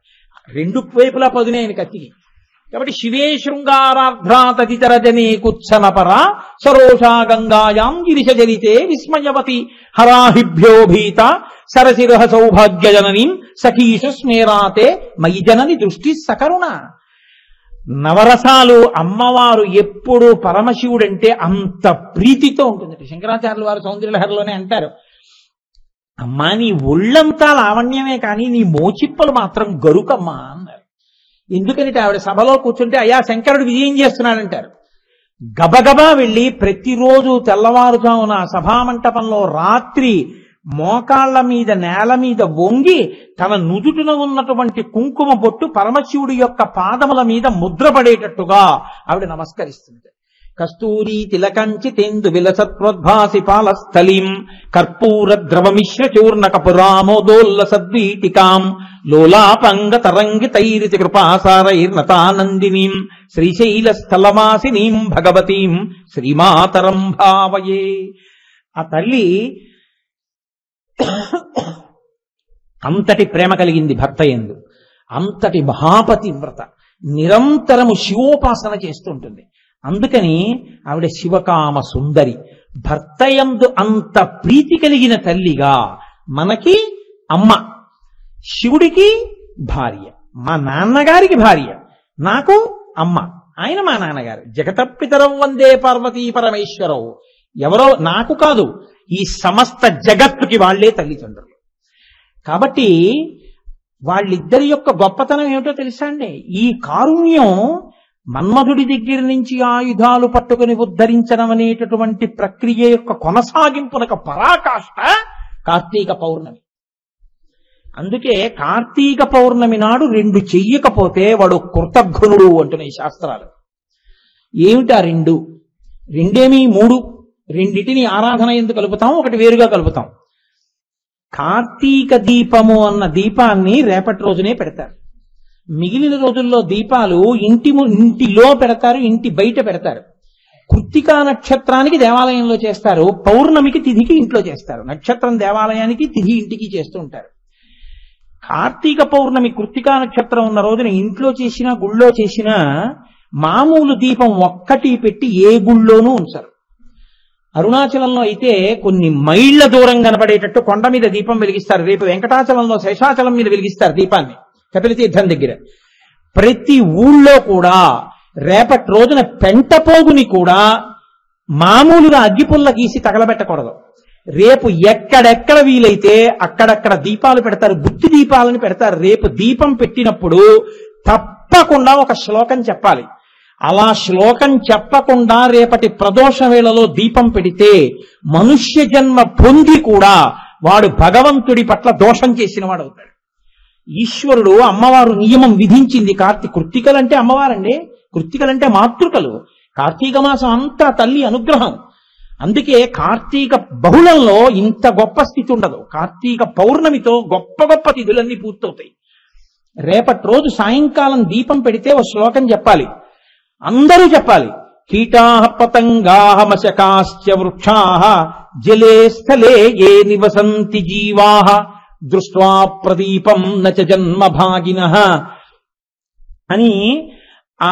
ఈ దీపం కార్తీక దీపం ఇప్పుడు నేను వెలిగించింది అని ఆ దీపపు కాంతి పడుతుంది. అలాగా ఆ దీపంతో దాని మీదకి దామోదరమావాహయామి అని కానీ, ఉమాసహిత త్రయంబకమావాహయామి అని కానీ, రెండిటిలో ఏదో ఒకటి చెప్పి ఈ దీపంతో చెత్త కూడా వెలిగించాలి. రేపు వెలిగిస్తే ఏమవుతుందో తెలుసా అండి? కీటాః పతంగాః మశకాశ్చ జీవాః జలే స్థలే ఏ నివసంతి జీవాః. నీటిలో ఉన్న చేపలు కాని, బయట తిరిగేటటువంటి రెక్కలున్న దీపపు పురుగులు కాని, కదలలేని చెట్లు కాని, పుట్టలలో ఉన్న పాములు కాని, పశువులు కాని, ఇన్ని కోట్ల జన్మల నుంచో పాపాలు చేసుకుని మనుష్య జన్మ పొందకుండా ఉండిపోయిన ప్రాణికోటి కాని, మనుష్య జన్మ ఎత్తి పాపాలతో ఉన్న నేను కాని, ఈ పాపములన్నీ కూడా జలే స్థలే ఏ నివసంతి జీవాః దృష్ట్వా ప్రదీపం నచ జన్మభాగినః. ఈ దీపము యొక్క కాంతి ఎంత దూరం పడుతోందో ఆ దీపపు కాంతి పడినంత మేర ఉన్నటువంటి జీవులన్నీ మోక్షమునకు వెళ్ళిపోవుగాక. ఇచ్చేస్తారు రేపు పొద్దున. రేపు రాత్రి కార్తీక పౌర్ణమి తిథి నాడు ఆ దీపపు వెలుగు పడినంత మేర ఇచ్చేస్తుంది అమ్మవారి యొక్క అనుగ్రహం దీపం రూపంలో. కాబట్టి కార్తీక దీపం అన్న పేరు అందుకు వచ్చింది. కాబట్టి భవంతి త్వాం శ్వపచాహి విప్రాహ, ఆఖరికి శ్వపచులు కూడా విప్రులగుదురుగాక అని రేపటి రోజు ఈ 4 పాదాలతో ఉన్న శ్లోకం చెప్పి దీపం పెట్టాలి. ఆ శ్లోకం చెప్పకుండా దీపం పెట్టకూడదు. అందుకే ఈ దీపం పెట్టించి అందరితో శ్లోకం చెప్పిస్తారు ఒకసారి. రేపటి రోజున మేము అయ్యప్ప స్వామి దేవాలయ ప్రాంగణంలో ఈ దీపాన్ని వెలిగిస్తాం. రేపు అక్కడ ఉపన్యాసం అయిపోయాక కర్పూర దీపాన్ని, పెద్ద దీపాన్ని వెలిగించి లైట్లన్నీ ఆర్పేసి ఈ శ్లోకం చెప్పి ఆ జ్యోతి వంక చూసి నమస్కారం చేస్తాం అందరం. కాబట్టి కీటాః పతంగాః మశకాశ్చ వృక్షాః జలే స్థలే ఏ నివసంతి జీవాః దృష్ట్వా ప్రదీపం నచ జన్మభాగినః భవంతి త్వం శ్వపచాహి విప్రాః. అమ్మవారు అంత అనుగ్రహిస్తుంది. ఆవిడ అనుగ్రహం, అయ్యో తప్పులు చేసుకున్నాడు పడిపోయాడు, మనుష్య జన్మ పొందిన నువ్వు ఒక్కడివే చేసుకోవడం కాదు, కార్తీక పౌర్ణమి నాటి అసుర సంధ్య వేళలో నీవు జీవకోటినంతటినీ తరింప చెయ్యగలవు. నీకు నేను ఈ శక్తినిచ్చాను. నువ్వు ఈ శ్లోకం చెప్పకుండా దీపం పెట్టకూడదు, దీపం పెట్టి ఆరాధన చేయకూడదు. కాబట్టి రేపు ఈ శ్లోకం చెప్పి దీపం పెట్టాలి. 2, రేపటి రోజున జ్వాలాతోరణం చేస్తారు. ఎందుకని అంటే ఈ శరీరాన్ని విడిచిపెట్టిన తర్వాత చేసుకున్న పాపాలకి ఎదురుగుండా వచ్చి భైరవులు దర్శనమిస్తారు. అసలు ఆ భైరవుడి యొక్క ధ్వని గురించి మీరు వింటే ఆశ్చర్యపోతారు, హడిలిపోతారు. ఆయన ధ్వని అలా ఉంటుంది. భైరవుడని పేరెందుకో తెలుసా అండి? భౌ అంటే పర్వాలేదు, భై అంటే మీద పడిపోయింది కుక్కని గుర్తు. ఇది విడిచిపెట్టగానే జీవుడి మీదకి లంఘిస్తాట ఆయన. ఇందులో నీకు ఈశ్వరుడు శరీరం ఇస్తే, అమ్మవారు శక్తి ఇస్తే, ఎన్ని తప్పులు చేశావురా, ఎన్ని పాపాలు చేశావురా, చూడు నీ పని పడతానని దూకుతాట. అందుకే భైరవ దండన అని మానసరోవర్లో అక్కడ వేస్తారు, మానసాదేవి గుడి దగ్గర ఓ దెబ్బ కొడతారు వీపు మీద. ఆ భైరవుడు మీద దూకితే, అందుకే ఆయనకి ఇంకో పేరు లేదు. రవ అంటే శబ్దం, భై అంటే మీద పడిపోవడం, భై అని మీద పడిపోతాడు కాబట్టి భైరవ ఆయన పేరు. అలా పడిపోకుండా ఆయన వచ్చి మీద పడిపోయి పరిగెడుతుంటే తోలుతారు లోపలికి, తోరణంలోకి. ఏ తోరణంలోకి? యమధర్మరాజు గారి యొక్క సభలోకి ఒక తోరణం ఉంటుంది. తోరణం అంటే పైకమ్మి. ఆ పైకమ్మి కింద నుంచి దూరితేనే లోపలికి వెళ్ళడం. ఇంటికి తోరణం ఉంటుంది కదండి, శుభాశుభములకు అదే గుర్తు. అందుకే ఇంట్లో శుభం జరుగుతోందంటే తోరణం పైకమ్మికి కడతారు. ఆ పైకమ్మి కింద నుంచే లోపలికి వెళ్ళాలి. యమసదనమునకు పైన అగ్ని జ్వాలలతో ఉంటుంది ఆ తోరణం. అసలు దాన్ని చూడగానే జీవుడు కుపితుడైపోతాడు దాని కింద నుంచి వెళ్ళడానికి. అప్పుడు గుర్తొచ్చి పాపాలు కొడుతుంటే, భైరవుడు రవం చేస్తూ మీద పడి కొరికేస్తుంటే యాతన పొందిపోతాడు. అలా పొందకుండా కార్తీక పౌర్ణమి నాడు పార్వతీ పరమేశ్వరులు అభయం ఇచ్చారు. ఒరే, ఎన్ని పాపాలు చేసినా దీపం పెట్టి ఈ శ్లోకం చెప్పి ఆ తోరణం చూడకుండా ఉండాలి అంటే కొత్తగా పండినటువంటి పంటకి సంబంధించిన ఆవిరిగడ్డి తెచ్చి 2 కర్రలు కట్టి, పైన కర్ర కట్టి, దానికి ఆ గడ్డి కట్టి, కొద్దిగా నెయ్యి పోసి ఆ గడ్డిని వెలిగించి, ఆయన కర్మ పరమేశ్వరుడికి పార్వతీ సహితుడై పల్లకిలో ఆయన కూడా 3 మాటలు తిరుగుతాడు. నీకేమీ బెంగలేదు, నేనున్నాను అండ, నువ్వు చూడవా తోరణం. నిన్ను యమధర్మరాజు యొక్క లోకం చూడకుండా నేను నీ వెనకాతలుంటాను. చేసిన పాపాలకి ప్రాయశ్చిత్తంగా నేను నీ వెనకాలంటాను, దీని కింద తిరిగే అంటాడు. ఆ జ్వాలా తోరణం కింద తిరిగేస్తారు రేపు 3 మాటలు. 3 మాటలు ఎవరు తిరుగుతారో వాళ్ళు ఇంకా యమధర్మరాజు గారి యొక్క సదనమునకు, సభకి సంబంధించిన జ్వాలలతో కూడిన తోరణాన్ని చూడవలసిన అవసరం ఉండదు. అందుకే రేపు ఏం చేస్తారంటే, కార్తీక పౌర్ణమి నాటి సాయంకాలం ప్రతి దేవాలయంలో పార్వతీ పరమేశ్వర కళ్యాణం చేస్తారు.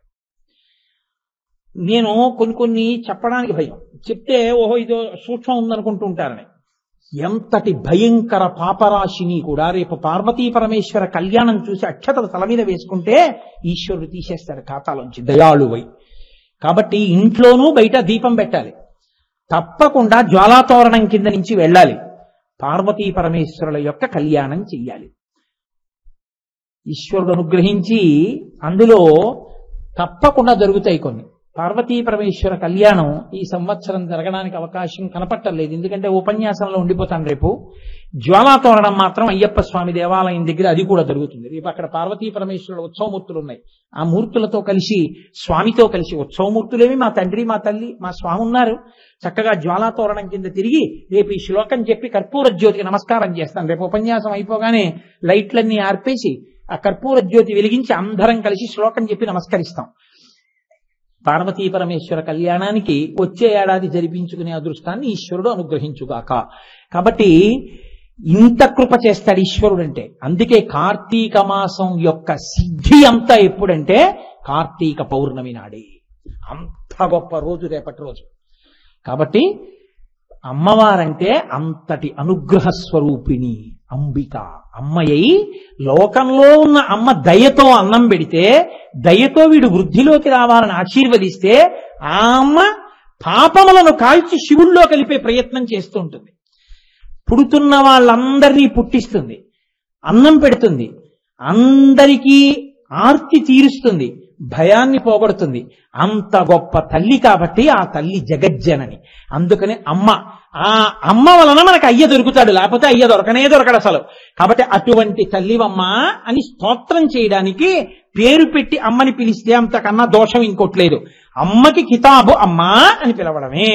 కాబట్టి అంబికానాథ అని, అబ్బో అంబికానాథ, అమ్మా నువ్వు మా అమ్మవి, ఆ శంకరుడు మా తండ్రి అని స్తోత్రం చేస్తున్నట్టుగా ఆ నామాన్ని అంత అందంగా శివాష్టోత్తర శతనామ స్తోత్రంలోకి తీసుకొచ్చారు. నేను ఒక చిన్న ప్రకటన చేస్తాను, మీరు శ్రద్ధాళువులై ఉందురుగాక. నేను